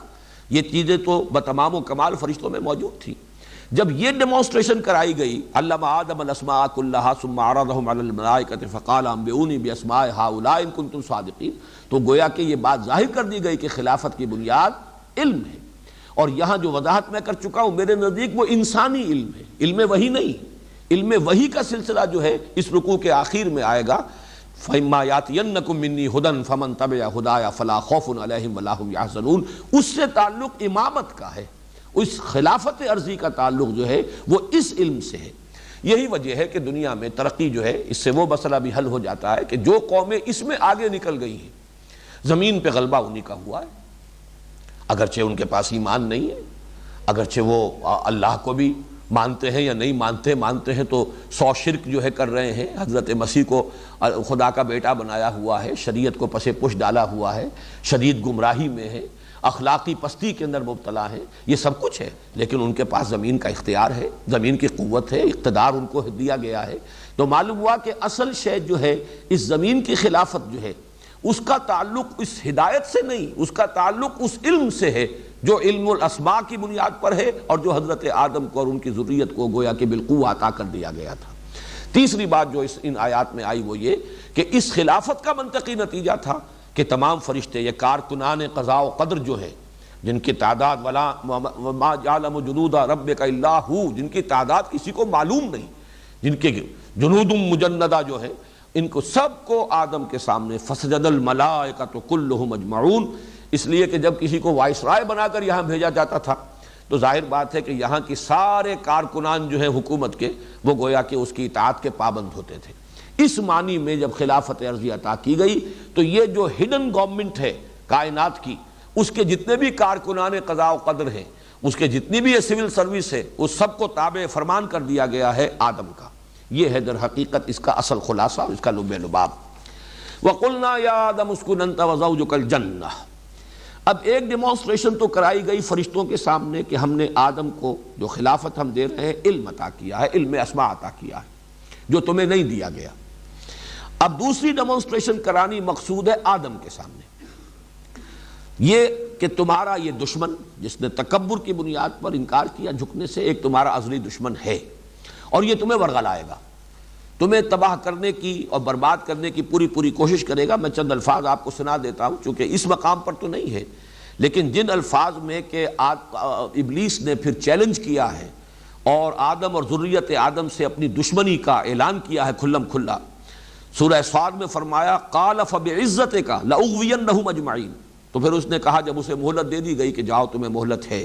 تمہیں قیامت تک کے لیے، یوم یبعثون تک کے لیے تمہیں مہلت دی گئی ہے، تم انہیں جس طریقے سے چاہو گمراہ کرنے کی کوشش کر لو۔ تو اس نے پھر اب دھڑلے سے جو بات کہی، قال فبعزتک لأغوینہم اجمعین، پروردگار اب تیرے عزت اور اقتدار کی قسم، میں ان سب کو گمراہ کر کے چھوڑوں گا، الا عبادک منہم المخلصین، سوائے تیرے ان بندوں کے جنہیں تو اپنا خود ہی بنا لے۔ مخلص یہاں پر اس میں مفعول آیا ہے، جنہیں تو اپنے لیے خالص کر لے،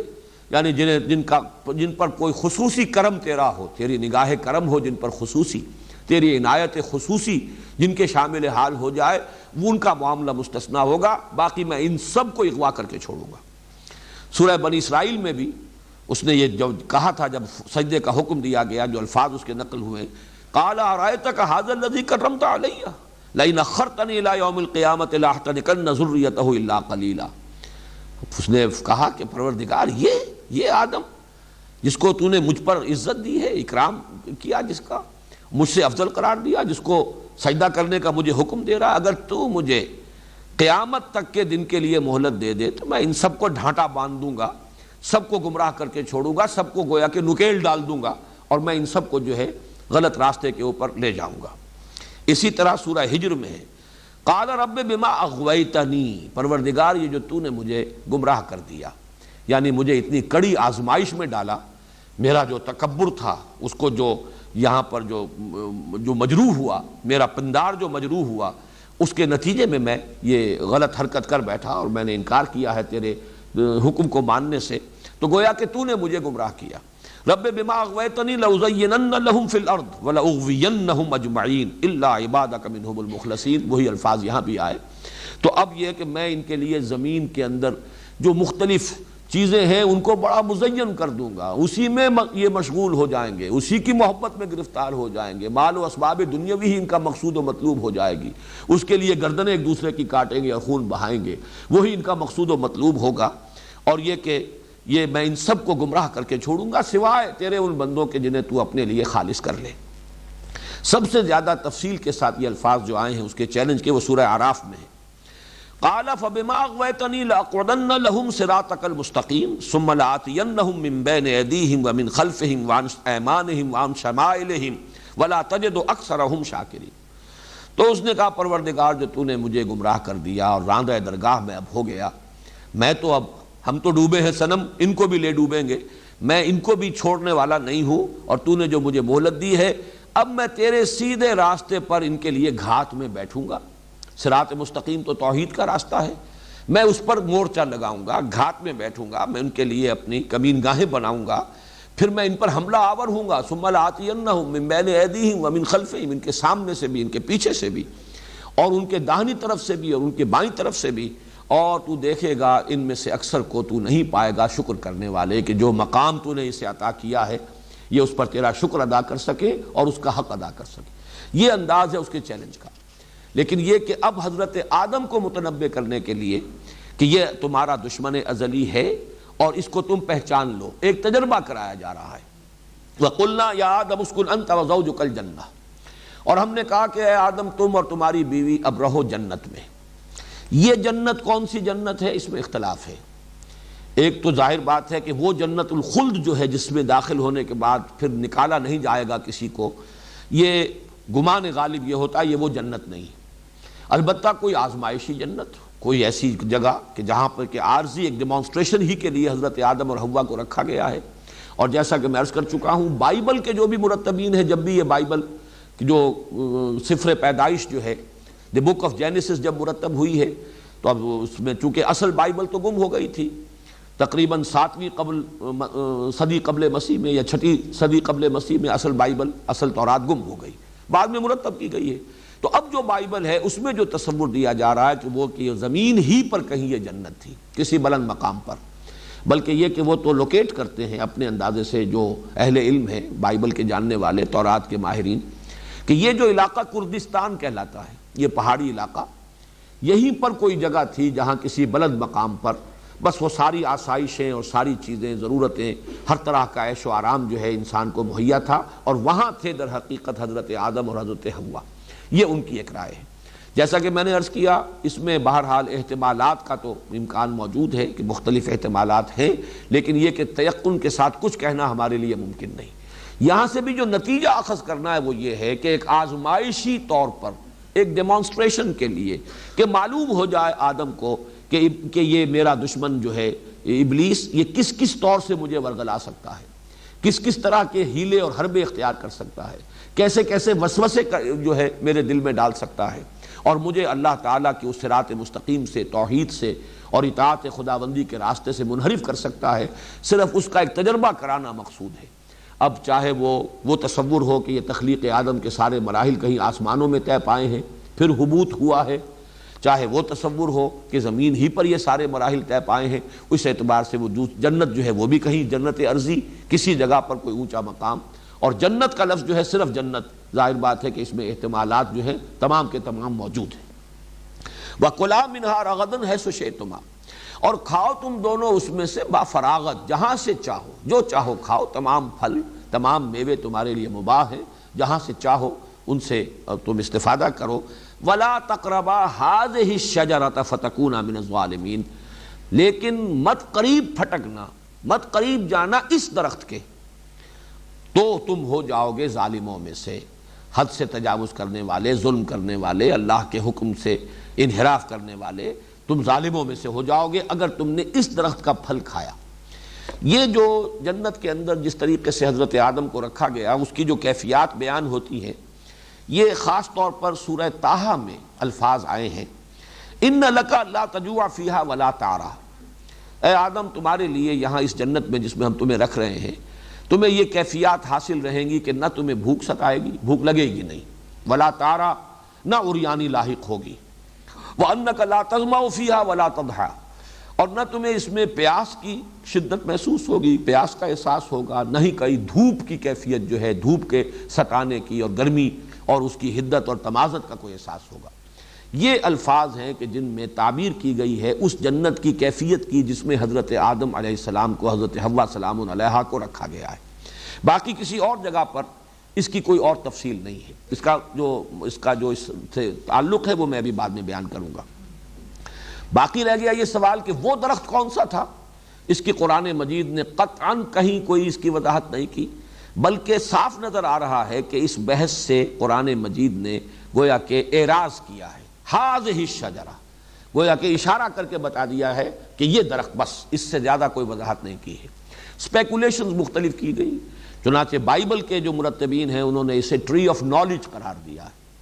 یہ علم کا۔ ظاہر بات ہے اس کی نفی تو قرآن مجید کے اعتبار سے تو نفی ہو جائے گی، علم تو آدم کو دیا گیا ہے، تو ٹری آف نالج کو فاربیڈن قرار دینا اور اسے ان کے لیے ممنوع، شجر ممنوعہ قرار دینا، گویا کہ قرآن مجید کے ساتھ اس کی قطعاً کوئی مطابقت نہیں ہے۔ البتہ کچھ اور خیالات ایسے ہیں کہ خاص طور پر میں یہاں تذکرہ کر رہا ہوں شاہ عبد القادر دہلوی رحمۃ اللہ علیہ کا، صاحب مظہر القرآن، انہوں نے کچھ تصور یہ ظاہر کیا ہے کہ اس درخت کا پھل کھانے سے پہلے تک جنت میں جو کیفیت تھی کہ کوئی ہوائج انسانیہ جو ہیں وہ حضرت آدم کو، حضرت حوا کو لاحق نہیں تھے۔ یہ جو ہوائج انسانیہ ہیں، یعنی کھانا پینا نہیں ہے، نہ بھوک لگے گی نہ کھائیں گے، نہ پیاس لگے گی نہ پیئیں گے۔ ظاہر بات ہے کہ پھر بول و براز کا سارا مسئلہ جو ہے وہ تو متعلق ہے کھانے پینے سے، گویا کہ ان کے ساتھ ابھی یہ کیفیت وہاں نہیں تھی۔ انک لا تجوع فیہا ولا تعری وانک لا تظمأ وانک لا تظمأ فیہا ولا تضحیٰ۔ اب اس سے استدلال جو ہے خاصا میں سمجھتا ہوں کہ قوی بنتا ہے کہ بھوک نہیں لگے گی۔ اس کا ایک مفہوم یہ بھی لیا گیا کہ ہر شے اتنی آسانی سے دستیاب ہوگی کہ جب بھوک لگے گی کھا لو گے، تو بھوک کا کبھی کوئی تمہیں تجربہ نہیں ہوگا۔ لیکن شاہ عبد القادر کا کہنا یہ ہے کہ وہ جنت، اب اس میں یہ بھی ہو سکتا ہے کہ حضرت آدم علیہ السلام، اگر تو وہ مانا جائے کہ زمین ہی پر کوئی ایولیوشن کے ذریعے سے وہ ترقی پا کر وہاں آئے ہیں، تو ظاہر بات ہے کھانا پینا بول و براز وہ تو گویا کہ ابتدا سے ان کے ساتھ تھا۔ ہو سکتا ہے کہ اگر اس تصور کو مانا جائے کسی درجے میں کہ کوئی عارضی دور ان پر ایسا طاری کیا گیا ہے، ایک آپ اس کو ایک رویا بھی کہہ سکتے ہیں، ایک طویل خواب کی شکل بھی کہہ سکتے ہیں، تجربہ کرانا مقصود ہے صرف یہ کہ تمہارا یہ دشمن تمہیں اس طور سے گمراہ کر سکتا ہے۔ اور اگر یہ وہی جنت ہے، کوئی آسمانی جنت ہے جس پر رکھا گیا ہے، اور اس میں حضرت آدم علیہ السلام اور حضرت حوا کی تخلیق اس طور سے ہوئی ہے کہ وہی بنائے گئے ہیں، اس خاک کے پتلے کو بنا کر اسی طریقے سے اس میں پھونک ماری گئی ہے، جیسا میں کل بیان کر چکا ہوں، وہ چیز بھی قرآن مجید کے بیان سے مطابقت رکھتی ہے، اور وہ اگر مفہوم سامنے رکھا جائے تو وہ بھی فٹ ہوتا ہے قرآن کے بیان میں۔ تو پھر یہ کہا جا سکتا ہے کہ جو شاہ عبد القادر کہہ رہے ہیں کہ اس وقت ابتدائی کوئی کیفیت ایسی ہو کہ ابھی ہوائج ضروریہ، کھانا پینا، بول و براز، اسی طرح کوئی بھی شہوت کا جذبہ، کوئی جنسی کوئی عمل جو ہے وہ ابھی ان کے علم میں نہیں تھا، ان کے شعور میں نہیں تھا، لیکن یہ کہ اس درخت کا پھل کھانے کا نتیجہ یہ نکلا۔ اسی لیے علامہ اقبال نے بھی اپنے لیکچرز میں تعبیر کیا ہے یہ استعاراتی انداز میں کہ شاید یہ پہلا سیکشول ایکٹ تھا جس کو کہ وہ درخت سے تعبیر کیا گیا ہے، اس لیے کہ شیطان نے جو اغوا کیا تھا وہ یہ بھی تھا کہ کہیں تم ہمیشہ رہنے والے نہ بن جاؤ، اور یہی در حقیقت تناسل جو ہے انسان کا، توالد و تناسل، یہی ہے جو اس کے خلود کا ایک سبب بنتا ہے کہ نسل انسانی کو ایک دوام حاصل ہو رہا ہے اسی تناسل اور توالد کے ذریعے سے۔ بہرحال یہ مختلف آراء، مختلف خیالات ہیں، لیکن یہ کہ جو اصل لب لباب ہے وہ یہ ہے کہ صرف ایک آزمائشی اور ڈیمونسٹریشن کے لیے کہ متنبع کر دیا جائے کہ یہ تمہارا دشمن ہے جس سے تمہیں خبردار رہنا ہے، انہیں ایک تجربہ کرایا گیا ہے۔ یہ تجربہ کہاں ہوا، اس تجربے کی تفصیلات کیا ہیں، زمین پر ہوا، آسمان پر ہوا، اور پھر یہ کہ وہ کس کیفیت میں حضرت آدم اور حضرت حوا تھے، جیسے کہ ایک رائے میں شاہ عبد القادر کے حوالے سے بیان کر رہا ہوں۔ یہ سب جو ہیں یہ ہمارا ایک تصور، تخیل ہو سکتا ہے، کوئی اس کے لیے مرفوع روایات موجود نہیں ہیں، کوئی اس کے بارے میں تفصیلی چیزیں خود قرآن مجید کے دوسرے مقامات سے بھی ہمیں معلوم نہیں ہوتی۔ البتہ یہ کہ ایک درخت معین کر دیا گیا کہ اس میں جنت میں سے جہاں سے جو چاہو کھاؤ سوائے اس درخت کے، وَلَا تَقْرَبَا هَٰذِهِ الشَّجَرَةَ فَتَكُونَا مِنَ الظَّالِمِينَ، تو تم ہو جاؤ گے ظالموں میں سے۔ فَأَزَلَّهُمَا الشَّيْطَانُ عَنْهَا، تو پھسلا دیا، ذلہ پھسل جانا، ازلہ اذلال باب افعال سے پھسلا دیا، فَأَزَلَّهُمَا الشَّيْطَانُ عَنْهَا، شیطان نے ان دونوں کو، آدم اور حوا کو پھسلا دیا اس سے، فَأَخْرَجَهُمَا مِمَّا كَانَا فِيهِ، تو نکال دیا ان دونوں کے اس میں سے جس میں کہ وہ تھے۔ یہ الفاظ بھی بڑے ایسے مبہم رکھے گئے، مما کانا فیہ، جس میں وہ تھے۔ اس سے مراد ابھی وہ جنت نہیں ہے، بلکہ اس جنت کی جو کیفیت ہے اس کی طرف اشارہ کیا جا رہا ہے۔ یہ انداز قرآن مجید وہیں استعمال کرتا ہے جہاں کے تفاصیل یا تو فہم انسانی کی گرفت سے ماورا ہو، جیسے کہ جو معراج کا تذکرہ آیا ہے کہ جب کہ ڈھانپے ہوئے تھا اس بیری کے درخت کو، اذ یغشی السدرۃ ما یغشی، جب کہ ڈھانپے ہوئے تھا اس بیری کو جو ڈھانپے ہوئے تھا۔ اب وہ کیا تھا یہ تمہارے فہم سے ماورا ہے، لہذا اس کی کوئی تفصیل یہاں نہیں دی جا رہی، بس ڈھانپے ہوئے تھا جو ڈھانپے ہوئے تھا۔ لقد رأى من آیات ربہ الکبریٰ، اس وقت نبی نے صلی اللہ علیہ وسلم اپنے رب کی عظیم آیات کا مشاہدہ کیا۔ لیکن یہ انداز بھی یہاں پر ہے، اخرجہما مما کانا فیہ، انہیں نکلوا دیا ان دونوں کو اس کیفیت میں سے، اس حالت میں سے جس میں وہ تھے۔ اب اس کی تعبیر جو ہے اگر سورہ طٰہٰ کے اس مقام کے حوالے سے کی جائے تو وہ بات شاہ عبد القادر صاحب کی جو ہے اس کے ساتھ جو ہے مربوط ہو جائے گی، اور وہ یہ کہ انہیں اب بھوک لگنی شروع ہوئی جو کہ پہلے نہیں تھی، یا کوئی مشقت کا مسئلہ تھا کہ جو پہلے نہیں تھا، اب وہ دھوپ نے بھی ستایا کہ جو پہلے کیفیت نہیں تھی، اور بول و براز کا معاملہ بھی شروع ہوا کہ جو پہلے نہیں تھا، اسی طریقے سے جنسی عمل اور سیکشول انٹرکورس کا معاملہ کہ جو اس سے پہلے نہیں ہوگا وہ شروع ہوا۔ اس اعتبار سے وہ تمام کیفیات مولانا اصلاحی صاحب یہاں بڑی خوبصورتی سے نکل گئے ہیں، اس لیے کہ قرآن مجید کے دو مقامات پر یہ آتا ہے کہ اس درخت کا پھل کھانے کا جو نتیجہ نکلا وہ یہ تھا، فَبَدَتْ لَهُمَا سَوْآتُهُمَا وَطَفِقَا يَخْصِفَانِ عَلَيْهِمَا مِنْ وَرَقِ الْجَنَّةِ، ظاہر ہو گئے ان کے لیے ان کی شرمگاہیں یا ان کے جو بھی اعضائے جنسی کہیے یا بول و براز بھی انہی سے متعلق ہے، سوآتہما، تو یہ دونوں ان پر کھل گئے، ظاہر ہو گئے، اور پھر وہ گانٹنے لگے اپنے اوپر اپنے شرمگاہوں کو ڈھانپنے کے لیے انہوں نے درختوں کے پتے جو ہیں من ورق الجنہ، جنت کے درختوں کے پتوں کو گانٹھ کر اپنے لیے لباس بنایا۔ اب اس میں تعبیر کیا ہوئی ہے، اس درخت کی کیا وہ تاثیر تھی، آیا پہلے ننگے تھے؟ ایک خیال یہ ہے کہ جو بائبل کے مرتبین نے دیا ہے کہ ننگے تھے لیکن انہیں اپنے ننگے ہونے کا احساس نہیں تھا، چونکہ ابھی ٹری آف نالج سے انہوں نے نہیں کھایا تھا، شعور ابھی انہیں حاصل نہیں ہوا تھا، گویا کہ ان کا اپنا جو ایک فلسفہ ہے جو ارتقاء کا، اس کے اعتبار سے ابھی وہ حیوانیت کی سطح سے نکلے ہی تھے، ابھی ان کے اندر کوئی اپنے سطر کا اور اس کے بارے میں کوئی شرم کا احساس جو ہے پیدا نہیں ہوا تھا۔ اس وجہ سے جیسے ہی وہ کھایا انہوں نے تو ان کو احساس ہوا، شعور پیدا ہو گیا اپنے سطر کا اور اپنی شرمگاہوں کا انہیں احساس ہوا، تو انہوں نے پھر پتے جو ہیں ان کو گانٹھ کر اور اپنے لیے لباس اور سطر کا بندوبست کرنا شروع کیا۔ قرآن کے الفاظ میں یہ فَبَدَتْ لَهُمَا سَوْآتُهُمَا، ظاہر ہو گئے، کھل گئے ان پر، منکشف ہو گئے ان پر ان کی شرمگاہیں، فَطَفِقَا يَخْصِفَانِ عَلَيْهِمَا مِنْ وَرَقِ الْجَنَّةِ، اب وہ بلکہ بائبل کے مرتبین نے تو فگ ٹری کہا ہے اسے، اور چونکہ وہ علاقہ جس میں کہ ان کا یہ خیال ہے کہ یہ آزمائشی جنت تھی جہاں پہ کہ حضرت آدم اور حضرت حوا تھے، اس کے بارے میں یہ کہ اس علاقے میں یہ انجیر کے درخت بہت ہیں، وَالتِّینِ وَالزَّیتُون، تین جو ہے تو تین وہ علاقہ جو ہے جبل تین اسی علاقے میں ہے،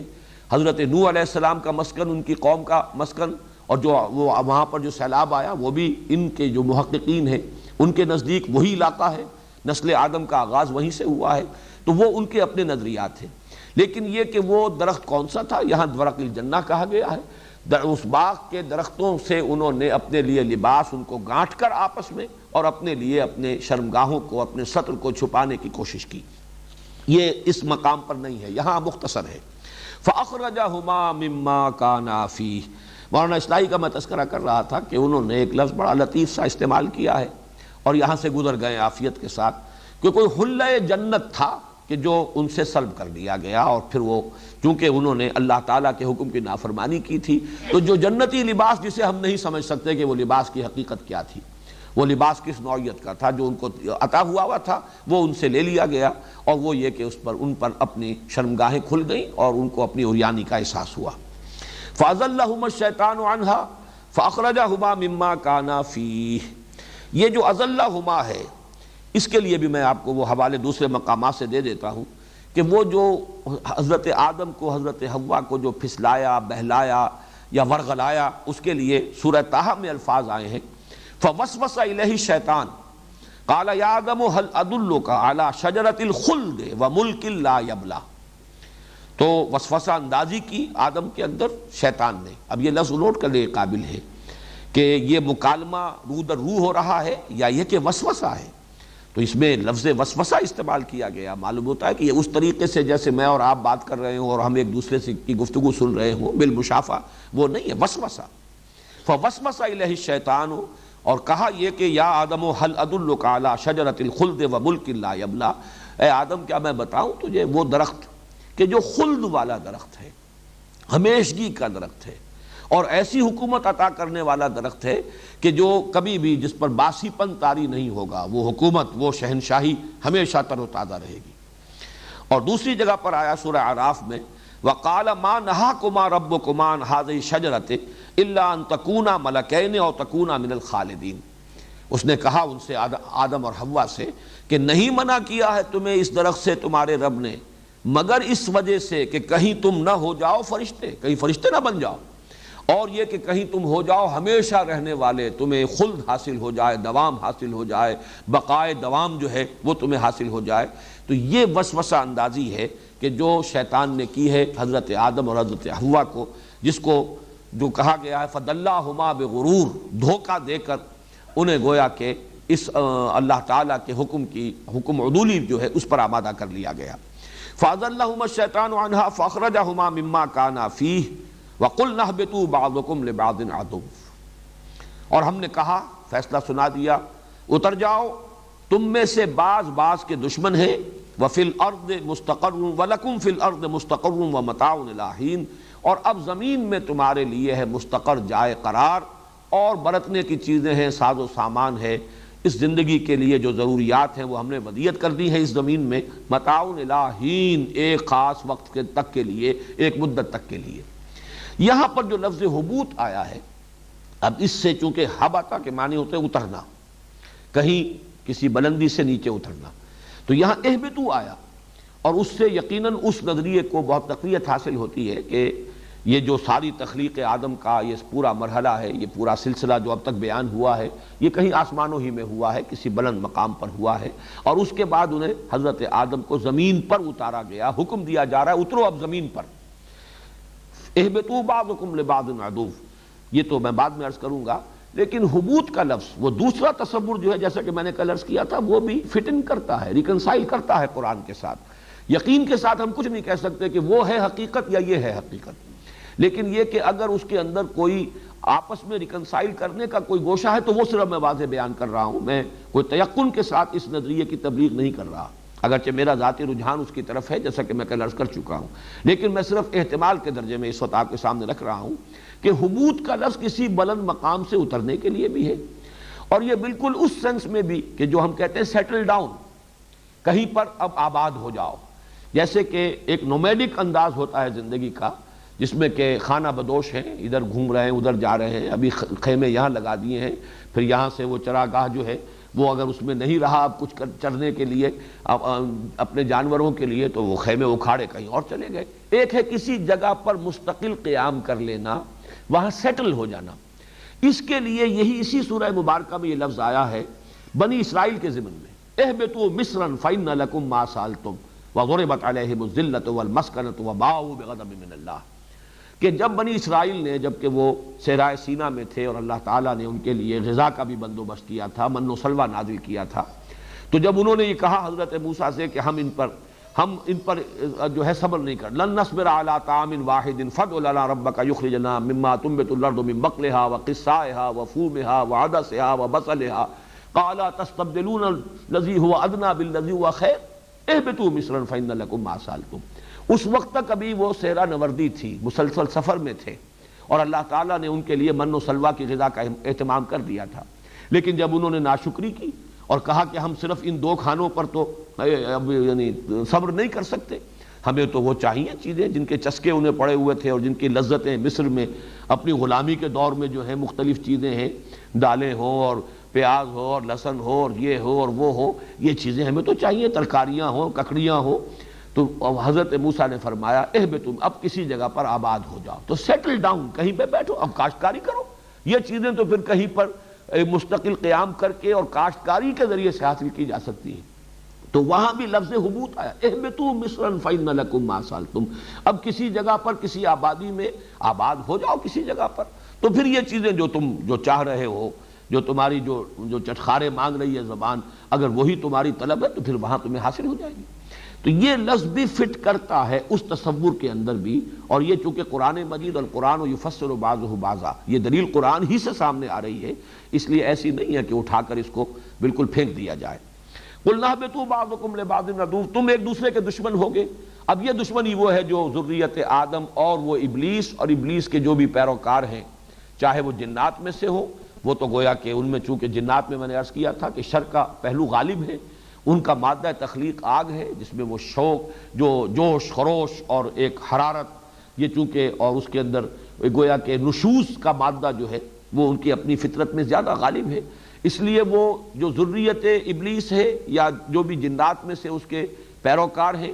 وہ سب کے سب، اور ابلیس وہ شخص ابلیس، وہ معین ابلیس، وہ عزازیل جس نے کہ قیامت تک کے لیے مہلت مانگی تھی اور اسے مہلت دی گئی، قرآن مجید میں متعدد مقامات پر آیا کہ تجھے یہ مہلت دی جا رہی ہے، تمہاری یہ درخواست قبول کی گئی، گرانٹڈ،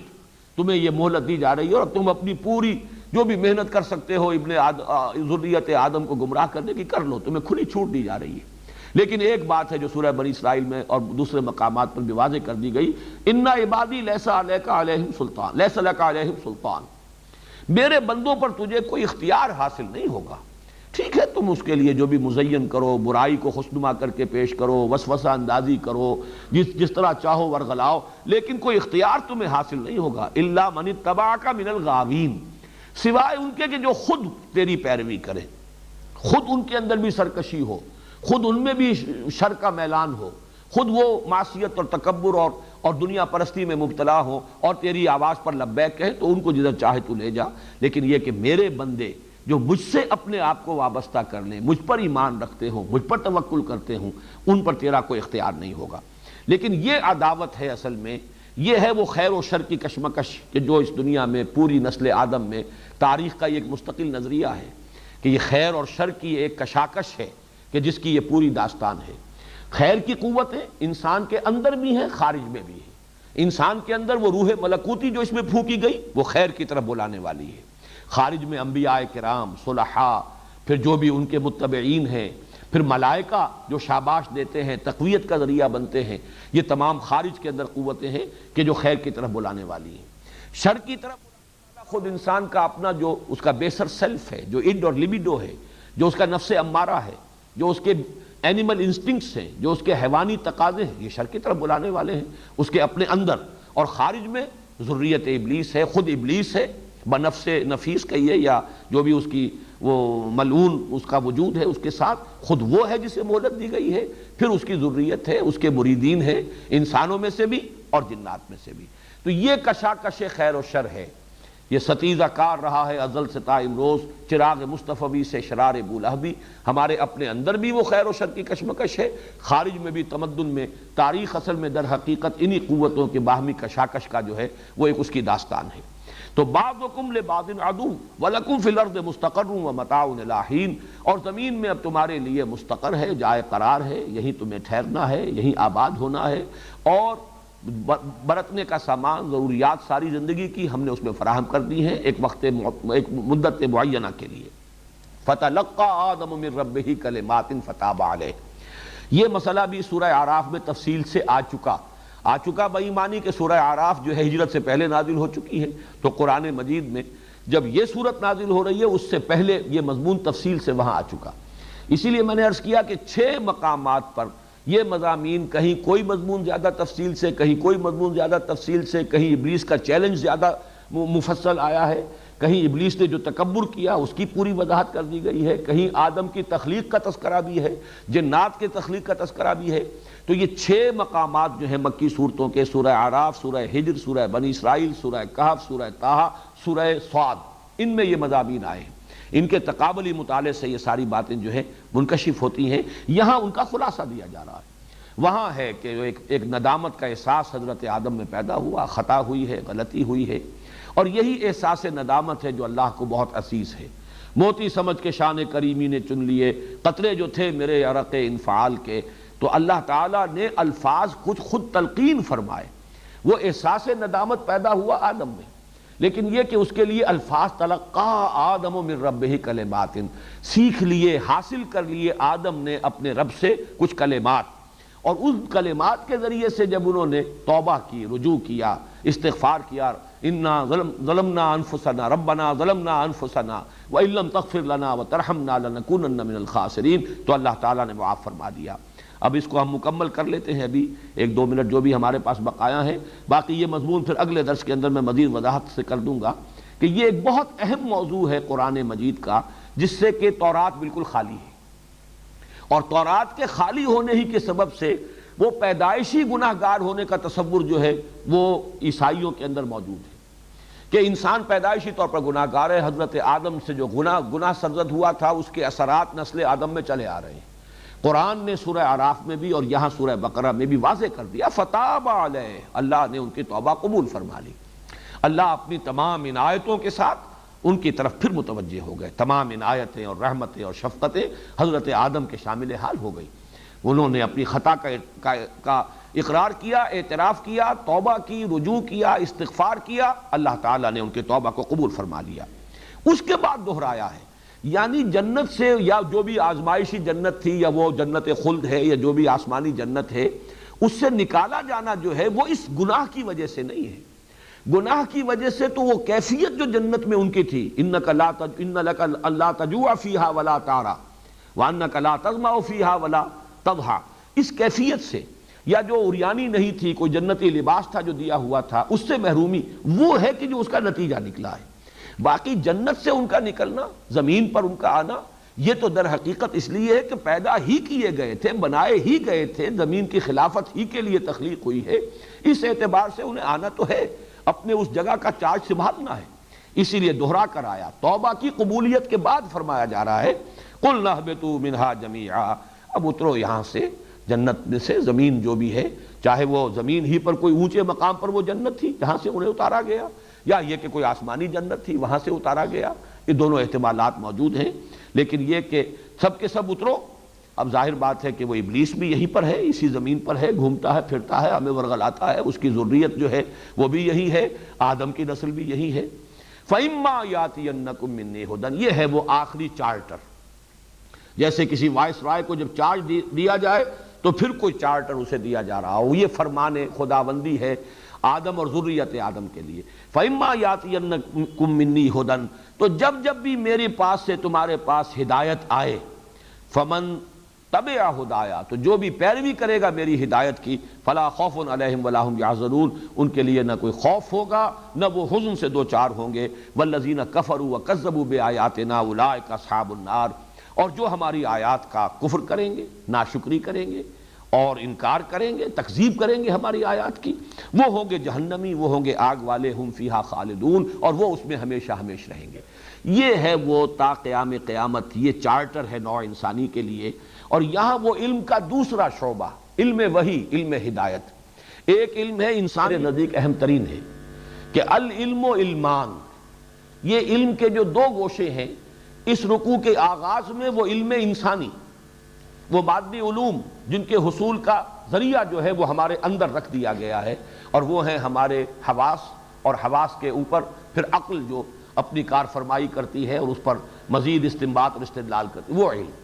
خلافت کا تعلق اصل اس سے ہے، خلیفہ آدم بنائے گئے اس کی بنیاد پر، فرشتوں کا جو اجتماع تھا اس کے جواب میں اس علم کی ڈیمانسٹریشن کرائی گئی۔ لیکن دوسرا علم ہے علم ہدایت، وہ ہے کہ جو پھر مکمل ہوا اس قرآن پر، یہ اب الہدا ہے، ہدن آتی رہی، ہدایت آتی رہی، جیسے جیسے انسان کا شعور کا ارتقاء ہوا، جیسے جیسے انسان کا تمدنی ارتقاء ہوا، جیسے جیسے انسان کے ذرائع رسل و رسائل بڑھتے چلے گئے، اسی طریقے سے اس ہدایت کے بھی ارتقائی مراحل اس نے طے کیے۔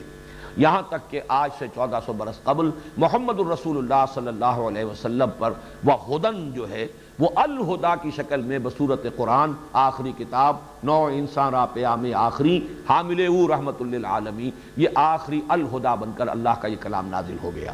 یہ دوسرا علم ہے، یہ علم ہدایت ہے، یہ گائیڈنس ہے، کیا کرو کیا نہ کرو، کدھر جاؤ کدھر نہ جاؤ۔ خاص طور پر اجتماعیات کے اعتبار سے